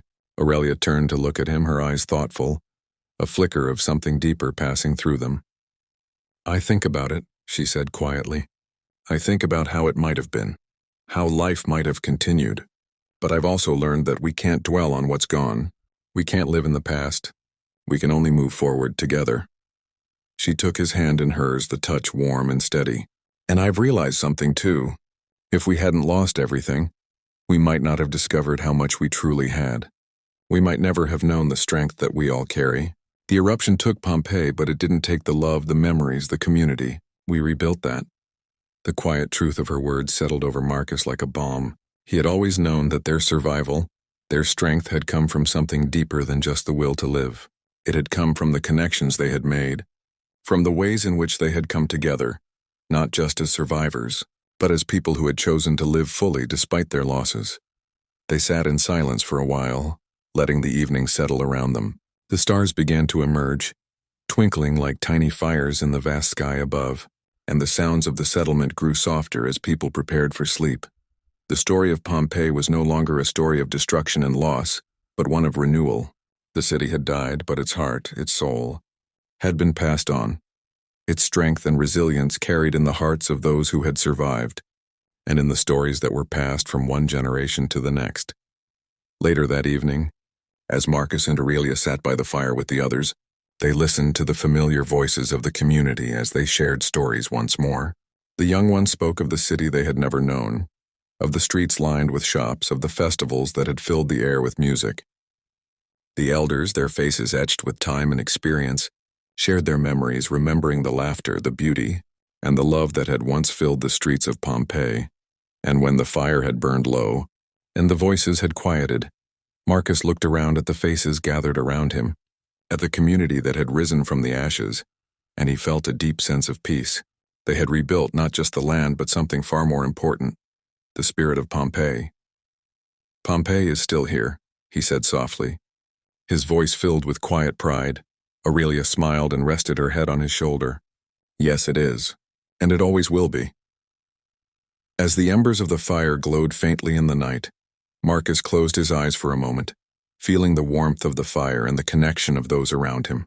They had lost so much, but in the end they had gained more than they could ever have imagined. The mountain had taken Pompeii, but it had not taken their spirit. It never would. The seasons had come full circle once again, and with each cycle the settlement had grown stronger, more confident in its place in the world. The scars left by Vesuvius were no longer just painful memories. They had become markers of resilience, proof of what could be achieved even after the most devastating of losses.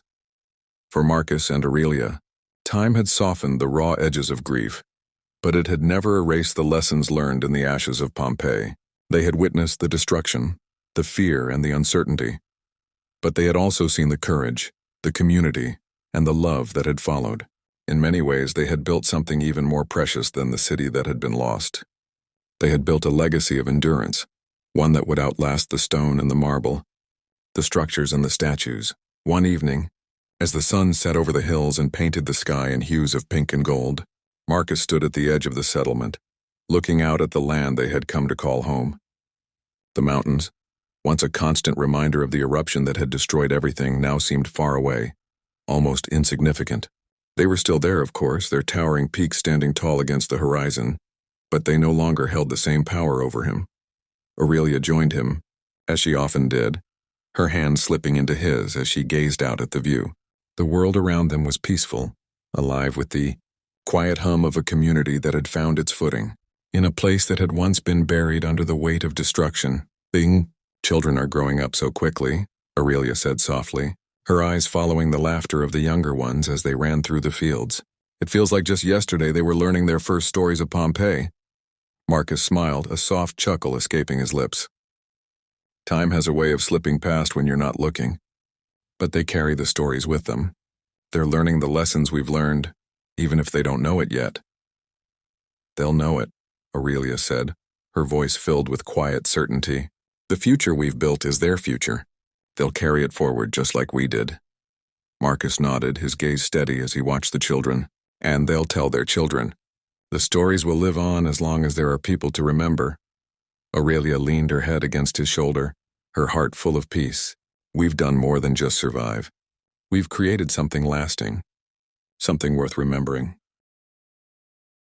As they stood there together, the wind rustling through the trees and the stars beginning to twinkle overhead, Marcus felt a quiet satisfaction deep in his chest. The community had survived. The spirit of Pompeii had endured. And as long as they continued to tell their stories, as long as they carried the love and the strength of their people with them, Pompeii would never be lost. The night grew darker, and the firelight from the center of the settlement flickered against the stone walls of their homes. The voices of the community echoed in the distance, a soft murmur of life, of connection, of history being written anew. It was the sound of a people who had not just rebuilt their city but their souls. The city that had been lost was not just a place. It was a memory that lived on in the hearts of the people who had loved it and who would continue to love it for generations to come. As Marcus and Aurelia turned to walk back toward the warmth of the fire, their steps in time with the rhythm of the settlement, they knew that Pompeii would never fade. It was a story that would be told as long as there were people to hear it. The mountain had taken the city, but it had not taken the love, the strength, or the spirit of Pompeii. And as long as those things endured, so too would the city, in the hearts of those who remembered. The years continued to pass, as steady and inevitable as the cycles of nature itself. Time had become a constant companion, its passage no longer a reminder of what had been lost, but a testament to what had been gained.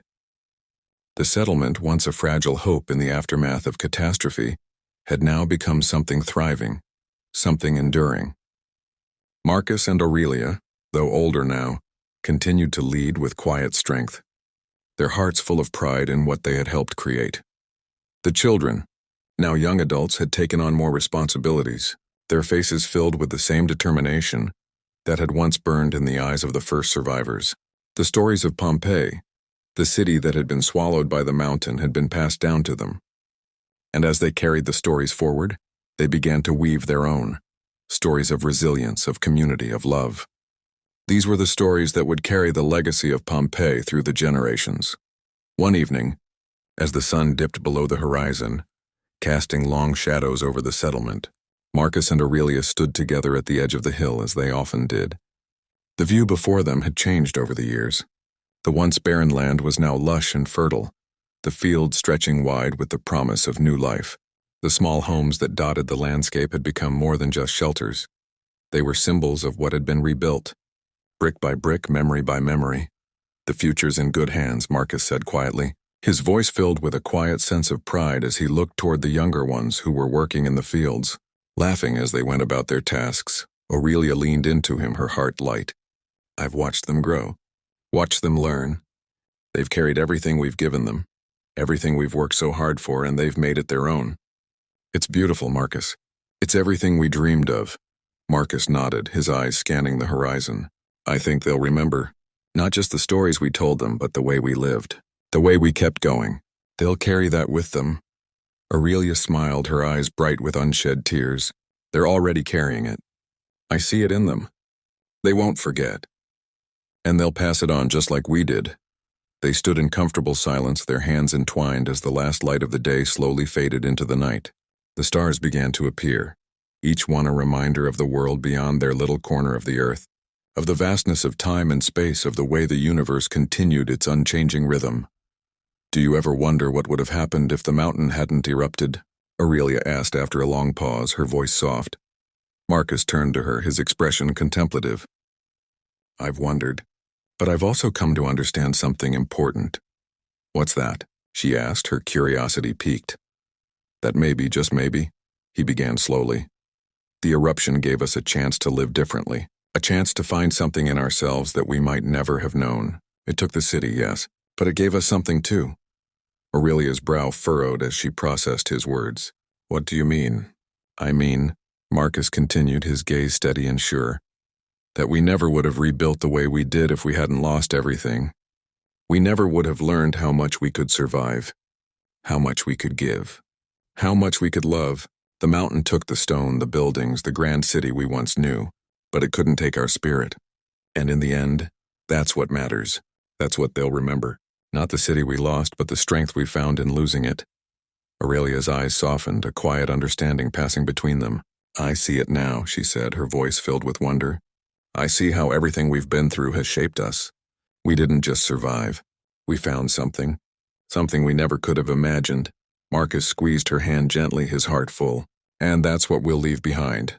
Not the ruins of a city, but the memory of what it means to live through loss, to rebuild, to carry on." As the firelight flickered in the distance, and the voices of their community rose around them in quiet conversation, Marcus and Aurelia knew that the future was in good hands. The children, the next generation, were carrying the spirit of Pompeii forward, stronger, richer, and more resilient than before. The mountain had taken the city, but it had not taken Pompeii's soul. That they had rebuilt, and as long as the stories were told, as long as the memory of the city lived on, Pompeii would never truly be gone. The years, like the waves against the shore, continued to shape the settlement. With each passing day, the community became more woven into the fabric of the land.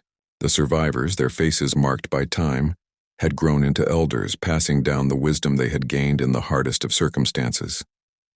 And the children, who had grown up amidst the stories of Pompeii, had become the new heartbeat of the settlement, carrying the torch of memory, shaping the future with the lessons learned from their ancestors.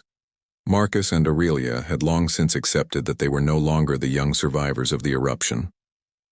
They had transformed into the quiet leaders, the ones who held the threads of the past in their hands and gently passed them on to the next generation.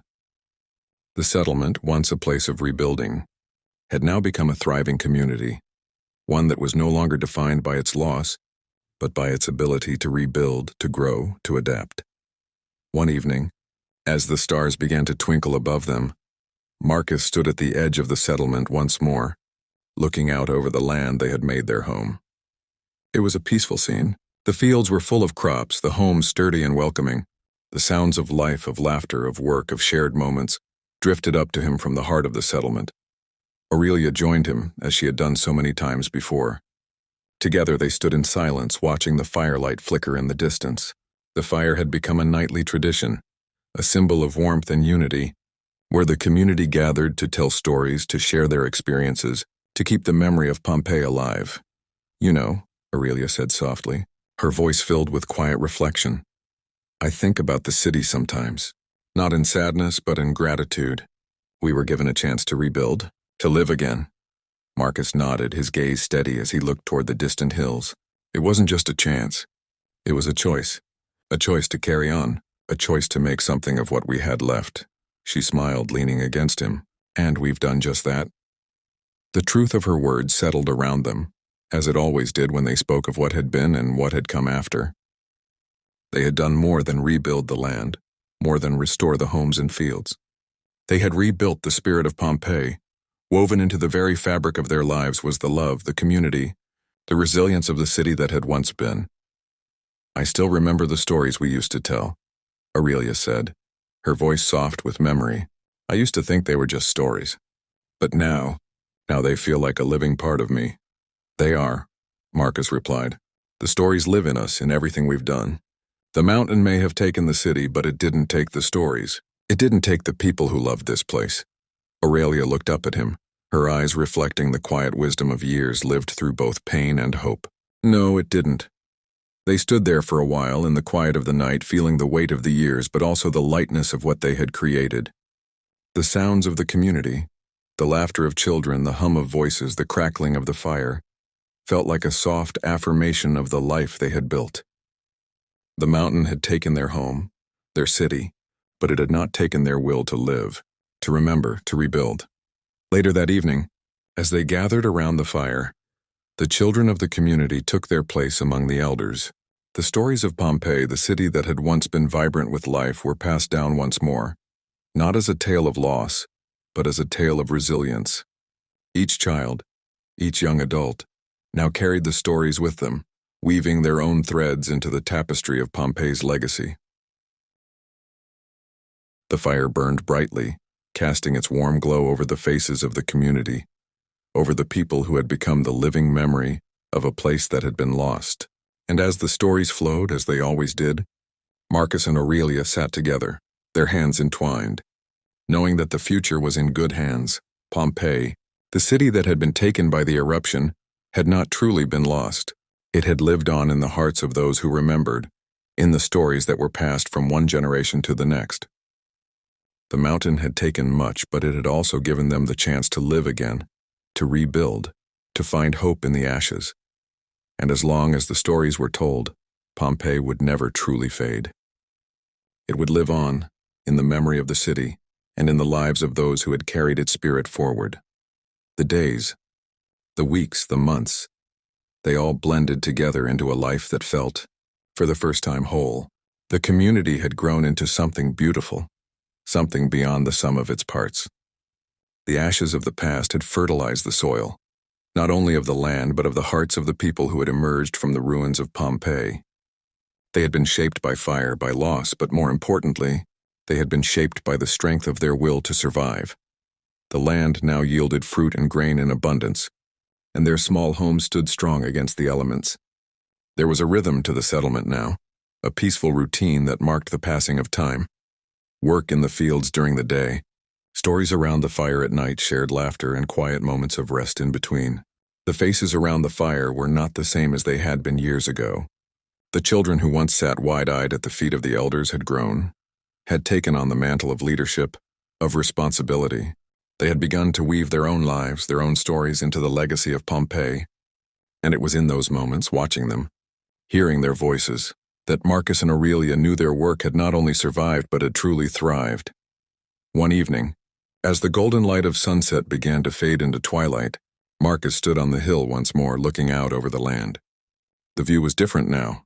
Where once there had been the barren wasteland of ash, there was now green, lush, and alive. In the distance, the faint silhouette of Mount Vesuvius loomed, still present, still silent, a reminder of the cataclysm that had forever altered the course of their lives. Aurelia joined him, her footsteps light, her presence steady and comforting. They stood together in the quiet, looking at the settlement they had helped to build from nothing.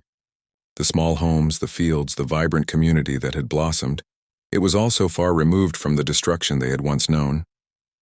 "I never imagined this," Aurelia said, her voice thoughtful, filled with awe and wonder. "I never imagined we would find a way to not just survive, but to create something beautiful from the ashes." Marcus looked at her, his heart full of gratitude, of peace. I think that's what Pompeii was always about, he said quietly. Not the buildings or the roads or the temples. It was about the people. It was always about the people. Aurelia smiled, a soft, knowing smile. And the stories. Always the stories, Marcus agreed. They stood together for a while longer, watching the last traces of sunlight disappear, leaving the sky painted with stars. It was a calm night, a peaceful night. The kind of night that Marcus had once thought impossible when the eruption had first torn their world apart. And yet here they were, standing side by side, living not just because they had to, but because they had chosen to. They had chosen to rebuild, to remember, and to live fully in the face of all they had lost. Later, as the night deepened and the community gathered around the fire once more, Marcus and Aurelia took their seats among the elders.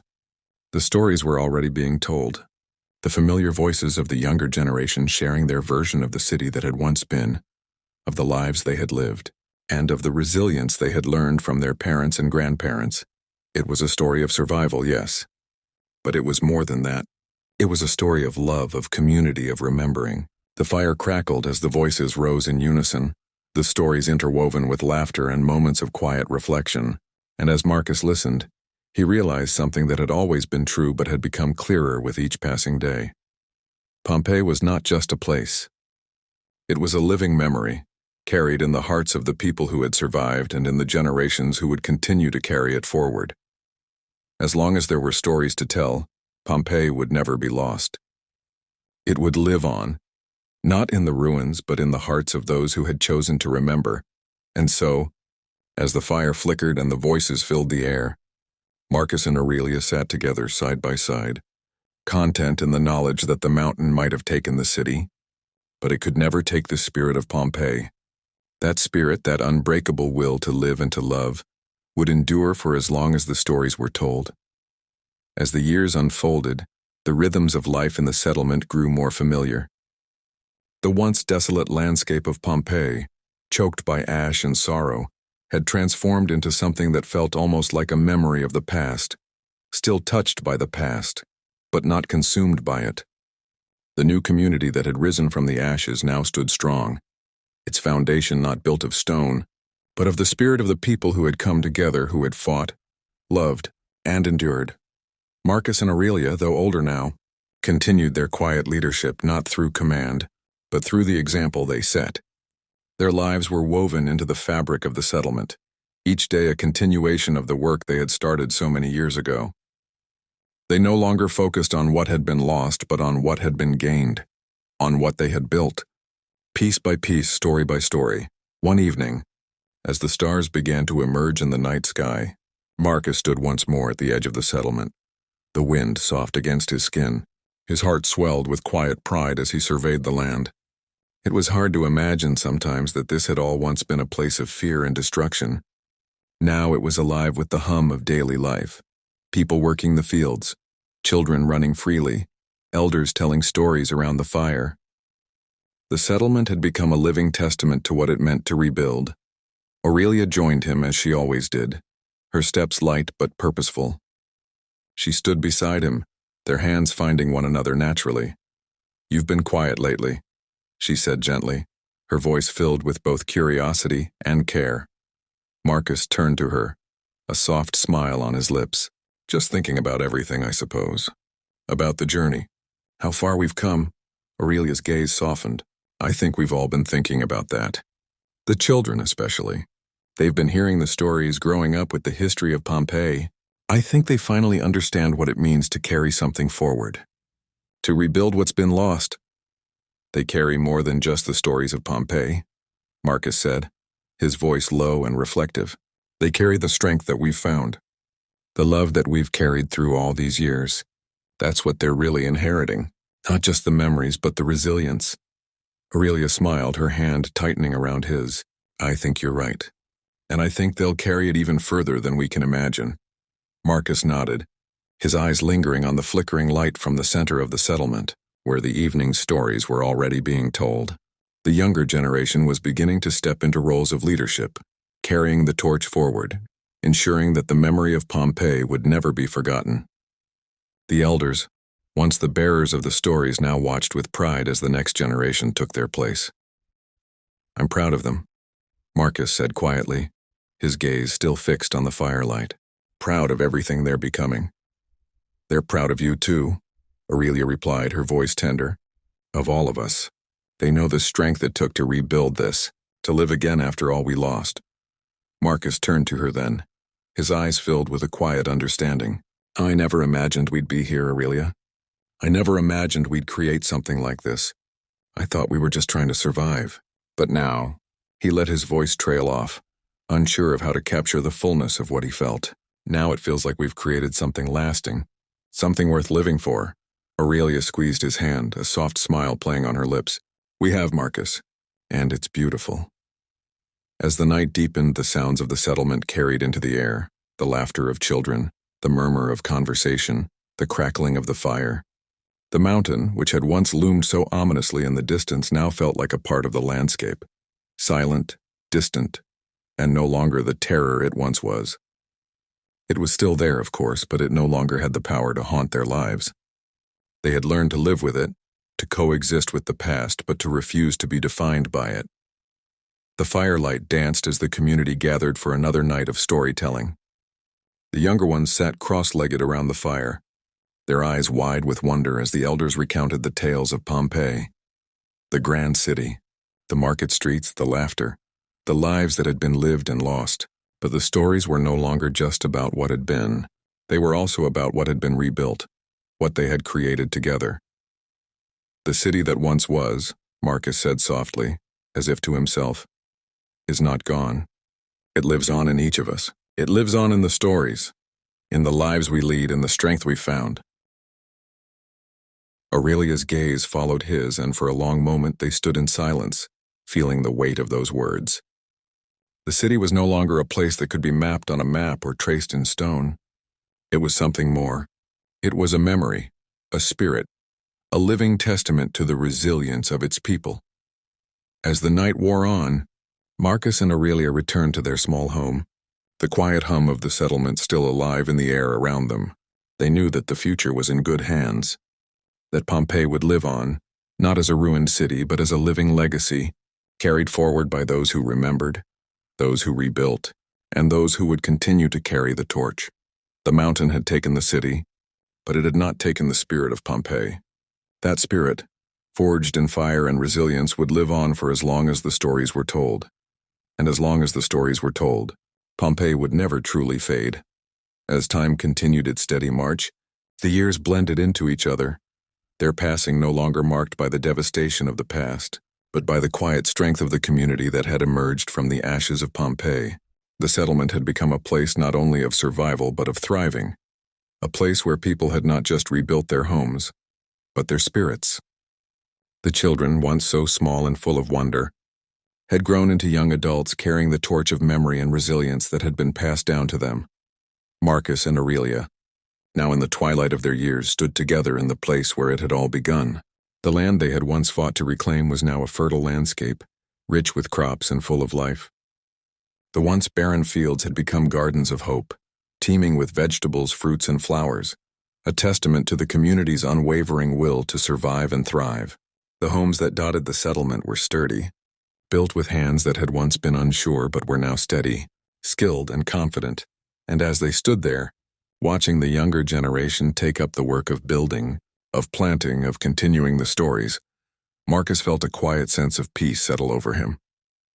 The mountain, which had loomed so large and terrifying in their lives, was no longer a looming threat.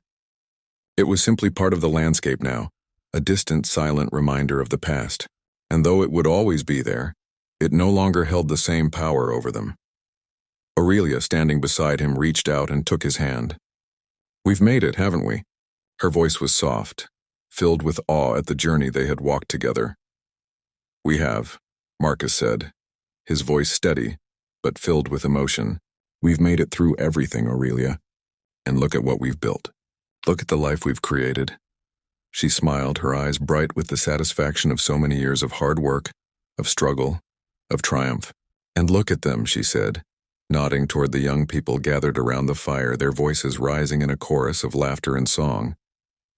They carry the stories. They carry the heart of Pompeii with them, just as we did. Marcus nodded, his heart swelling with quiet pride. The young ones, those who had never known the city that had once been, those who had only heard the stories, were now the ones who would carry the torch forward. And they did so with the same love, the same strength, the same determination that had been passed down to them. As the sun dipped lower, casting a golden light across the land, Marcus and Aurelia sat together on the edge of the hill, watching the life of the settlement unfold before them. The fields, the homes, the stories, they were all a part of something much larger than just survival. They were a part of the enduring spirit of Pompeii. Do you think they'll ever truly understand what it was like? Aurelia asked, her voice tinged with a quiet sadness. Marcus looked at her, his gaze steady. Maybe not in the way we did, but they understand the strength, the spirit. They carry it in their hearts just as we did, just as we still do. Aurelia smiled, a soft, knowing smile, and they always will.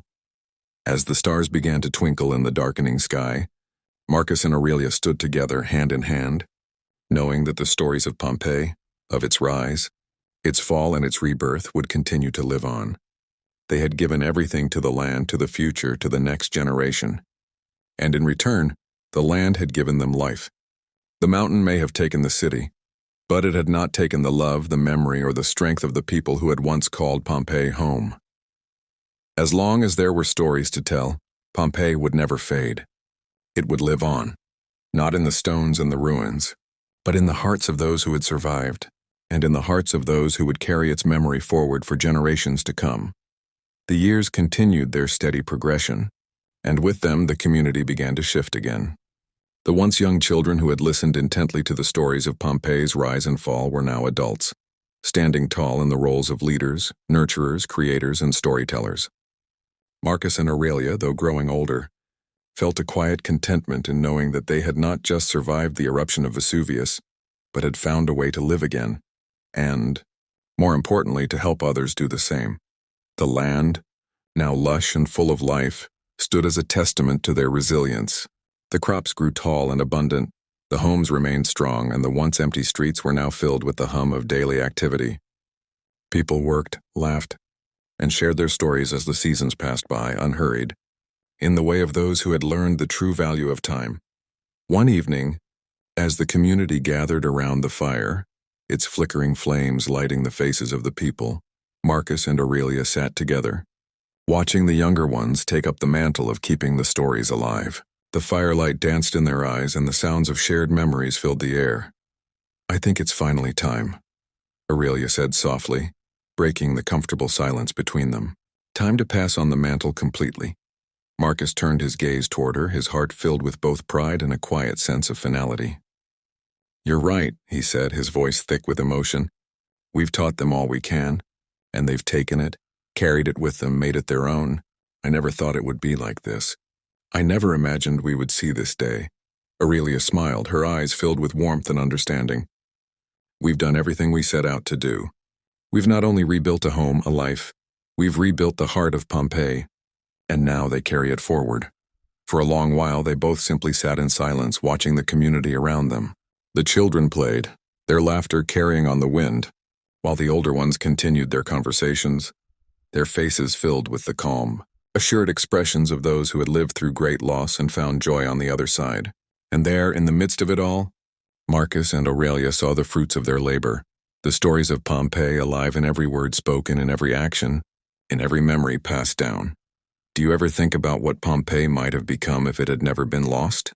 Aurelia asked quietly, her voice almost wistful. Marcus looked out across the settlement, his eyes sweeping over the fields, the homes, the people. "Sometimes, I think about it the way it once was, how the city was a place of commerce, of culture, of art, how the amphitheater echoed with the sounds of the people, but—" He paused, feeling the weight of his words. "I think it was never about the city itself. It was about the people. It was always about the people. And in that way, Pompeii is still here. The city may have crumbled, but what made it great, the love, the community, the resilience, is still alive in all of us." Aurelia nodded, her hand resting gently on his. "You're right. The heart of Pompeii was never in the walls, the roads, or the buildings. It was in the spirit of its people, in their stories, in their strength. And that spirit is still here, still living. It always will be." They sat together for a while longer, watching the stars begin to emerge in the night sky.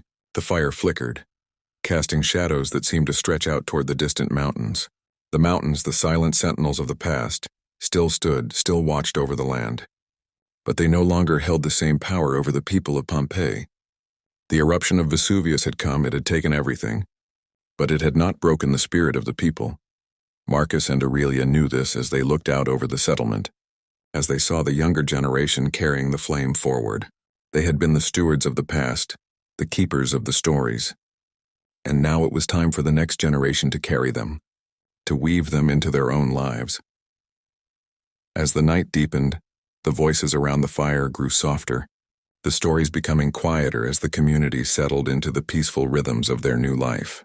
The younger ones would take up the task of keeping the flame alive, and the cycle would continue. And in that way, the spirit of Pompeii, the spirit of love, of resilience, of strength, would never die. It would live on, not in the stone and marble of the old city, but in the hearts of those who remembered, who told the stories, and who carried them forward. For as long as there were stories to tell, Pompeii would never fade. It would live on in every word spoken, in every heart that beat for it, in every life that carried its memory, and with that, Marcus and Aurelia knew they had done what they had set out to do. They had rebuilt, not just a settlement but a future where the past would never be forgotten, where the spirit of Pompeii would always endure. As the years passed, the small settlement had evolved from a place of survival to a thriving community, its heart beating steadily with the pulse of life. The land, once buried beneath ash and stone, was now lush with green fields, the crops abundant and strong. The children who had been born after the eruption now ran through the fields with the same freedom that had once filled the streets of Pompeii before it was swallowed by fire and ash. The echoes of their laughter carried on the wind, and in it one could hear the quiet continuity of life itself. Marcus and Aurelia, their hair now gray, had seen it all. They had lived through the storm, had watched as the ruins of the old city slowly became a part of the landscape. But now, as the seasons changed, they felt the quiet peace that comes when one has done everything possible to rebuild, to honor the past, and to ensure that the lessons learned from it are carried forward. One evening, as the stars began to appear in the twilight sky, Marcus and Aurelia stood together at the top of the hill overlooking the settlement, just as they had many years ago. The firelight from the central gathering place flickered in the distance, casting its warm glow across the faces of the community, their voices rising in song and story. "I never thought we'd get here," Aurelia said, her voice low, a mixture of awe and contentment. "I thought the weight of what we lost would always be with us." Marcus stood beside her, his hand resting gently in hers. He had known this feeling, the quiet weight of grief, the echo of loss that never quite disappears. But over the years, he had come to understand that it wasn't about forgetting the past. It was about making the past a part of the future, and that was what they had done. "We didn't just survive," Marcus said softly. "We found something worth living for again." Aurelia smiled, her eyes reflecting the last traces of sunlight as it sank beneath the horizon. "Yes, we found each other. We found hope. And we found a way to keep going, to rebuild." Marcus turned to her, his gaze steady, filled with the years of shared struggle and triumph, and we've passed it on. The stories, the memories, the strength. The mountain took the city, but it didn't take our spirit. It didn't take our will to live. "No," Aurelia said with quiet certainty, her voice full of the same strength that had carried them through. "It didn't take our love." They stood there side by side, watching the community below. The younger generation had come into their own, taking on the responsibilities of leadership, telling the stories and carrying the legacy of Pompeii forward. The elders, once the bearers of the past, now watched with pride as the next chapter was written, a chapter that would be filled with the same love, resilience, and hope that had always been the heart of the city. "We've done it," Marcus said, his voice thick with emotion. "We've built something that will live long after we're gone." Aurelia squeezed his hand, her eyes soft but filled with pride. "We've done more than rebuild a city. We've rebuilt a spirit. We've rebuilt love. And that's something that will never die." The sound of laughter and music drifted up to them from the settlement. The younger ones, now fully immersed in the life they had created, carried the stories and the love with them, just as Marcus and Aurelia had done. The past and the future were woven together, intertwined in a tapestry of life that was far greater than anything they could have imagined in those first dark days after the eruption. As the fire burned brightly below, casting long shadows across the ground, Marcus and Aurelia knew deep in their hearts that they had done more than survive. They had lived and they had loved. And in doing so, they had given the next generation the gift of hope, the gift of Pompeii. It wasn't a city of stone or marble, but a city of stories, of strength, of resilience. And as long as those stories were told, Pompeii would never fade. It would live on, not in ruins, but in the hearts of those who remembered, and in the hearts of those who would continue to carry its memory forward. And in the quiet of the night under the vast sky filled with stars, Marcus and Aurelia stood together, their hearts full, knowing that the mountain had taken much, but it had never taken everything. Pompeii would live forever. The years continued to pass, and with each one, the settlement transformed further from the fragile community of survivors into a thriving, self-sustaining village. The echoes of the eruption, once sharp and painful, had softened into the rhythm of everyday life.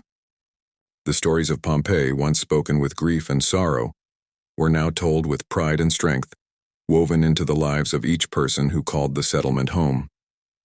The fire that had once consumed their world had now become a source of warmth, of connection, and of memory.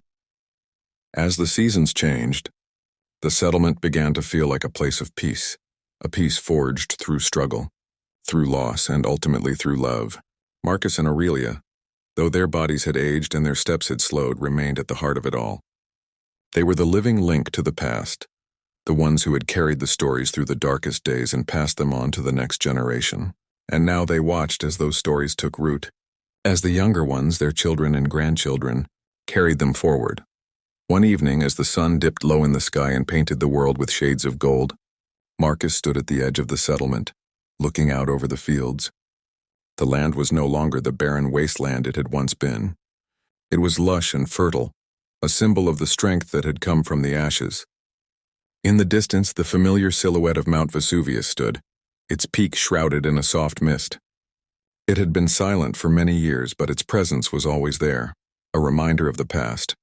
Aurelia joined him, her footsteps quiet on the earth. She stood beside him, her hand slipping into his as they gazed out at the community below. "Do you ever think about the city we lost?"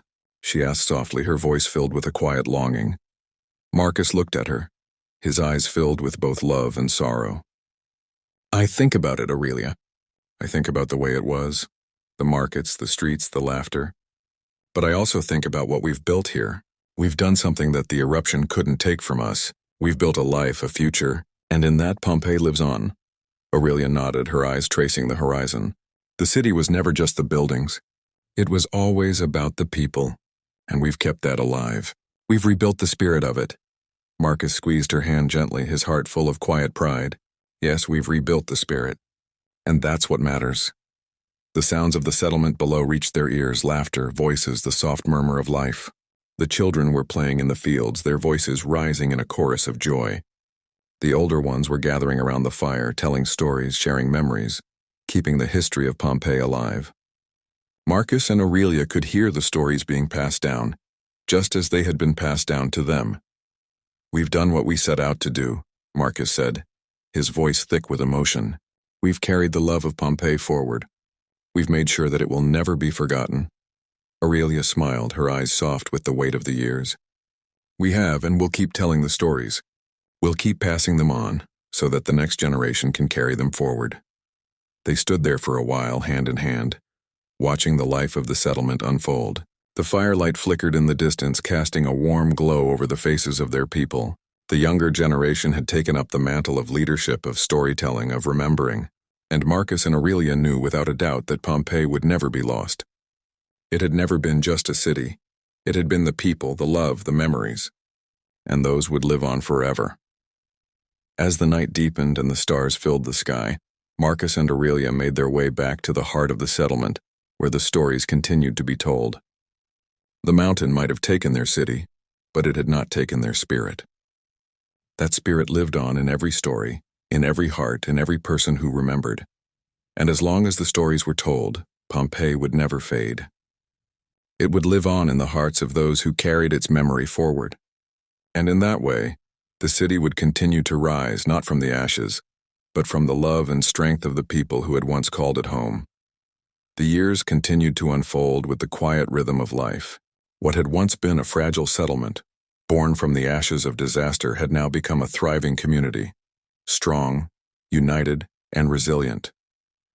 The earth, once barren and suffocated by ash, was now abundant, the land rich with crops, the homes filled with the warmth of laughter and shared stories. Marcus and Aurelia, though older now, were still at the heart of the community, quietly guiding, remembering, and teaching. They had become the elders, the keepers of the stories, the ones who had lived through the eruption, who had witnessed the loss and the rebirth. The younger generation, having grown up in a world that was no longer defined by the eruption, had taken on the responsibility of carrying the legacy forward. They were the ones now working the fields, building the future, but they still turned to Marcus and Aurelia for wisdom, for guidance, and for the stories. One evening, as the sky shifted from a brilliant orange to deep purple, Marcus stood at the edge of the settlement, gazing out over the land. The familiar outline of Mount Vesuvius rose in the distance, but it no longer held the same terror.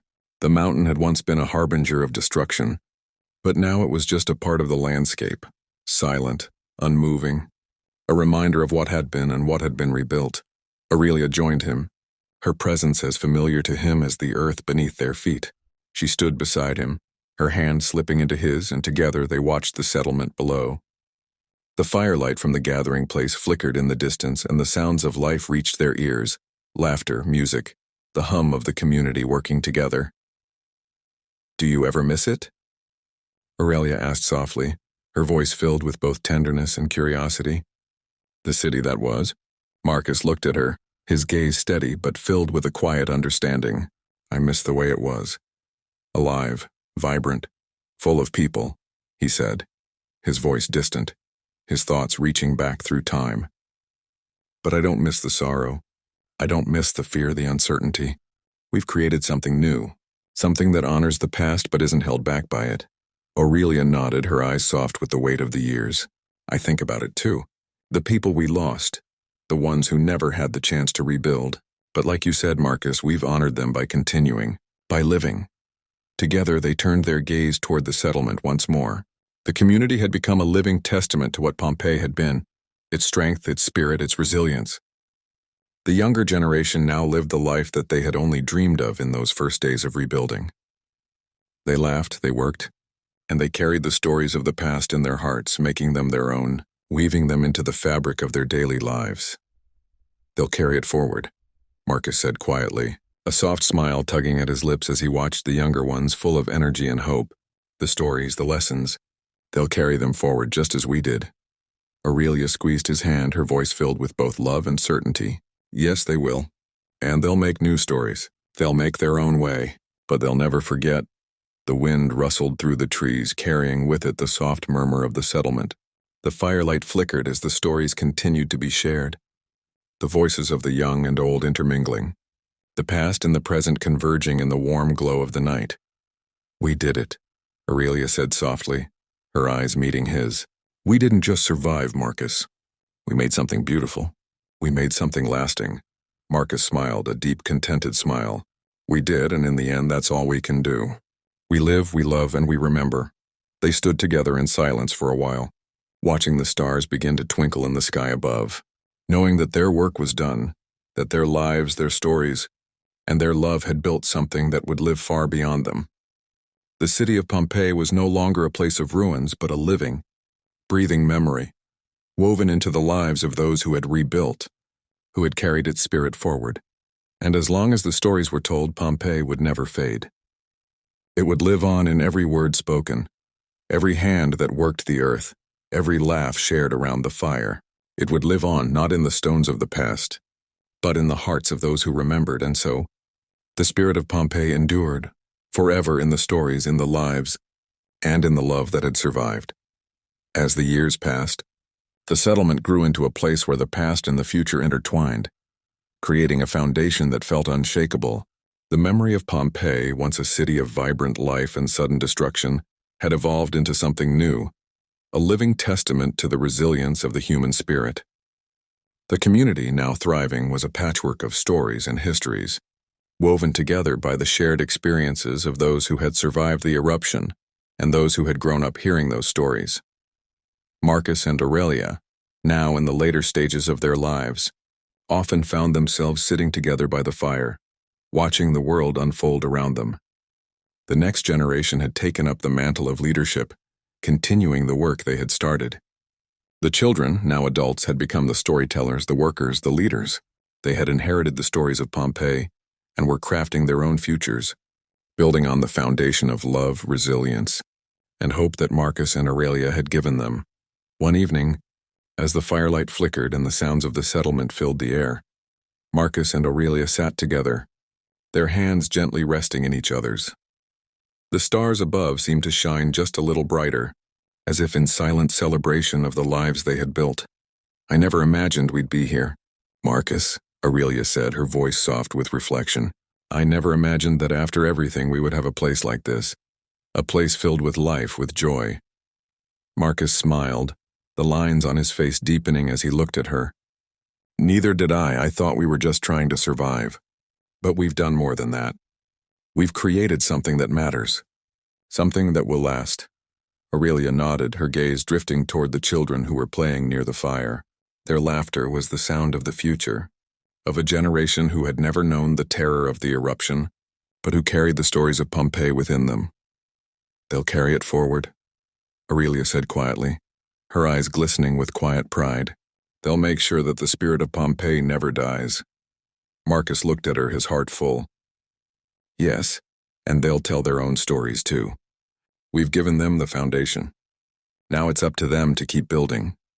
The fire crackled softly as the voices of the community rose in song and story.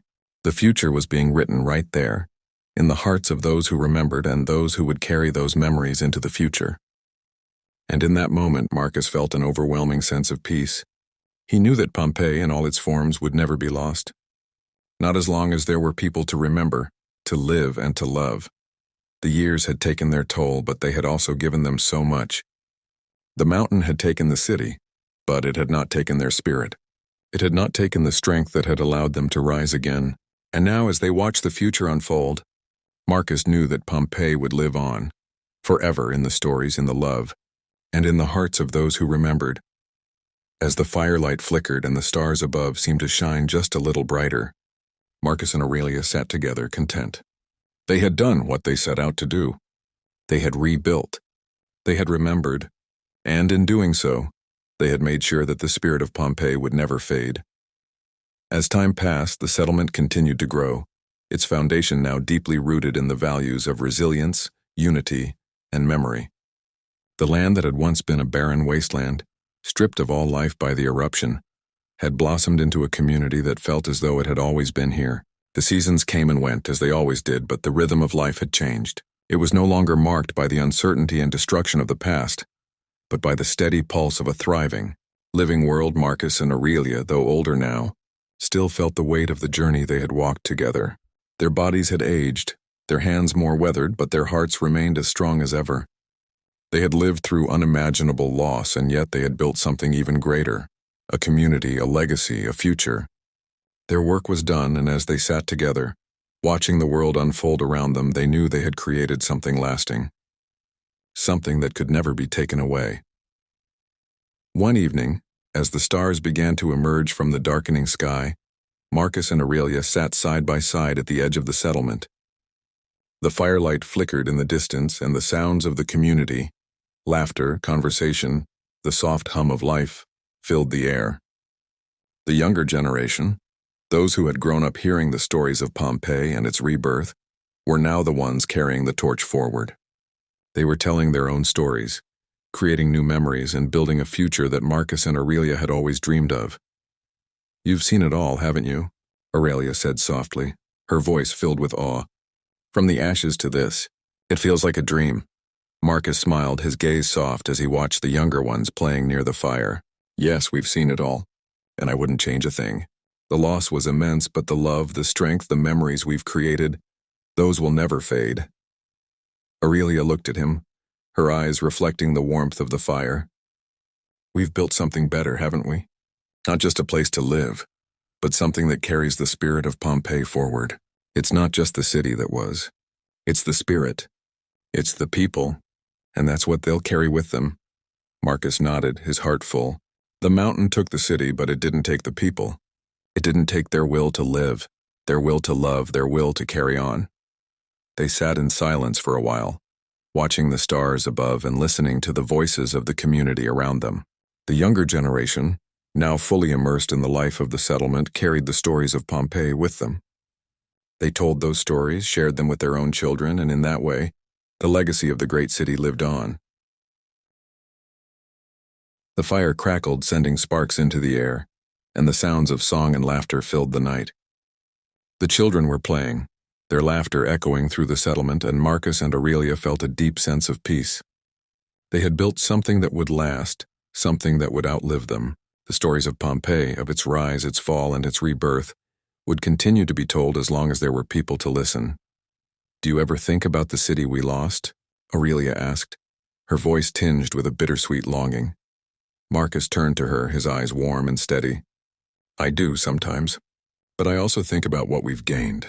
We've given everything we had to make this community, this future, possible, and now it's in their hands. They'll carry it forward just as we did." Aurelia smiled, a soft, contented smile. "Yes, and they'll never forget.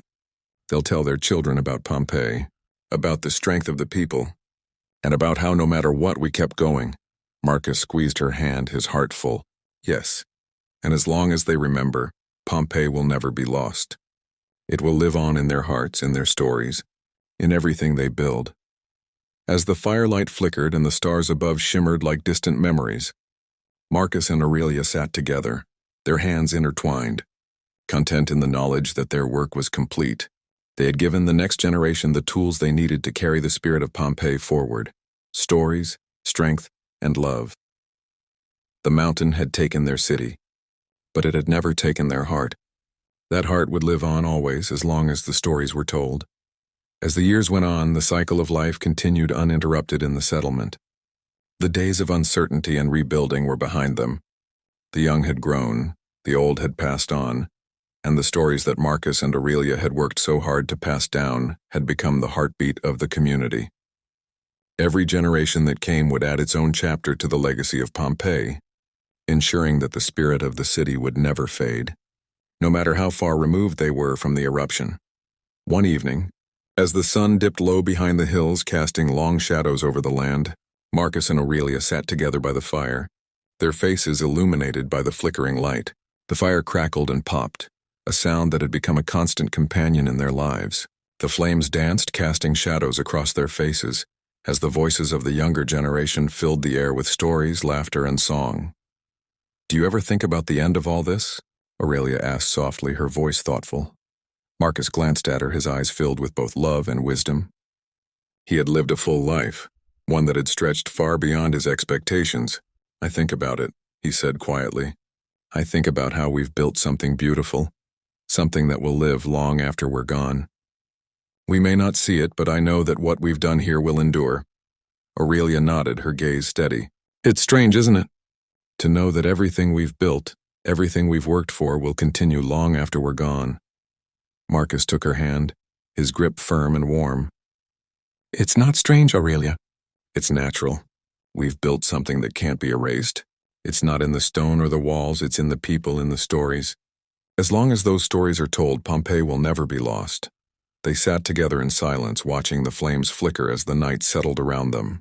The sounds of the community, the hum of life, filled the air. They had built something enduring, not just a village, not just a place, but a memory, a legacy. And in their hearts they knew that Pompeii was never gone. It was still alive in the voices, in the laughter, in the stories that would continue to be told for generations. The night grew deeper and the fire burned low. But Marcus and Aurelia, content and at peace, knew that they had done more than survive. They had lived. They had loved. And they had made sure that Pompeii would live on forever, in the hearts of all who remembered.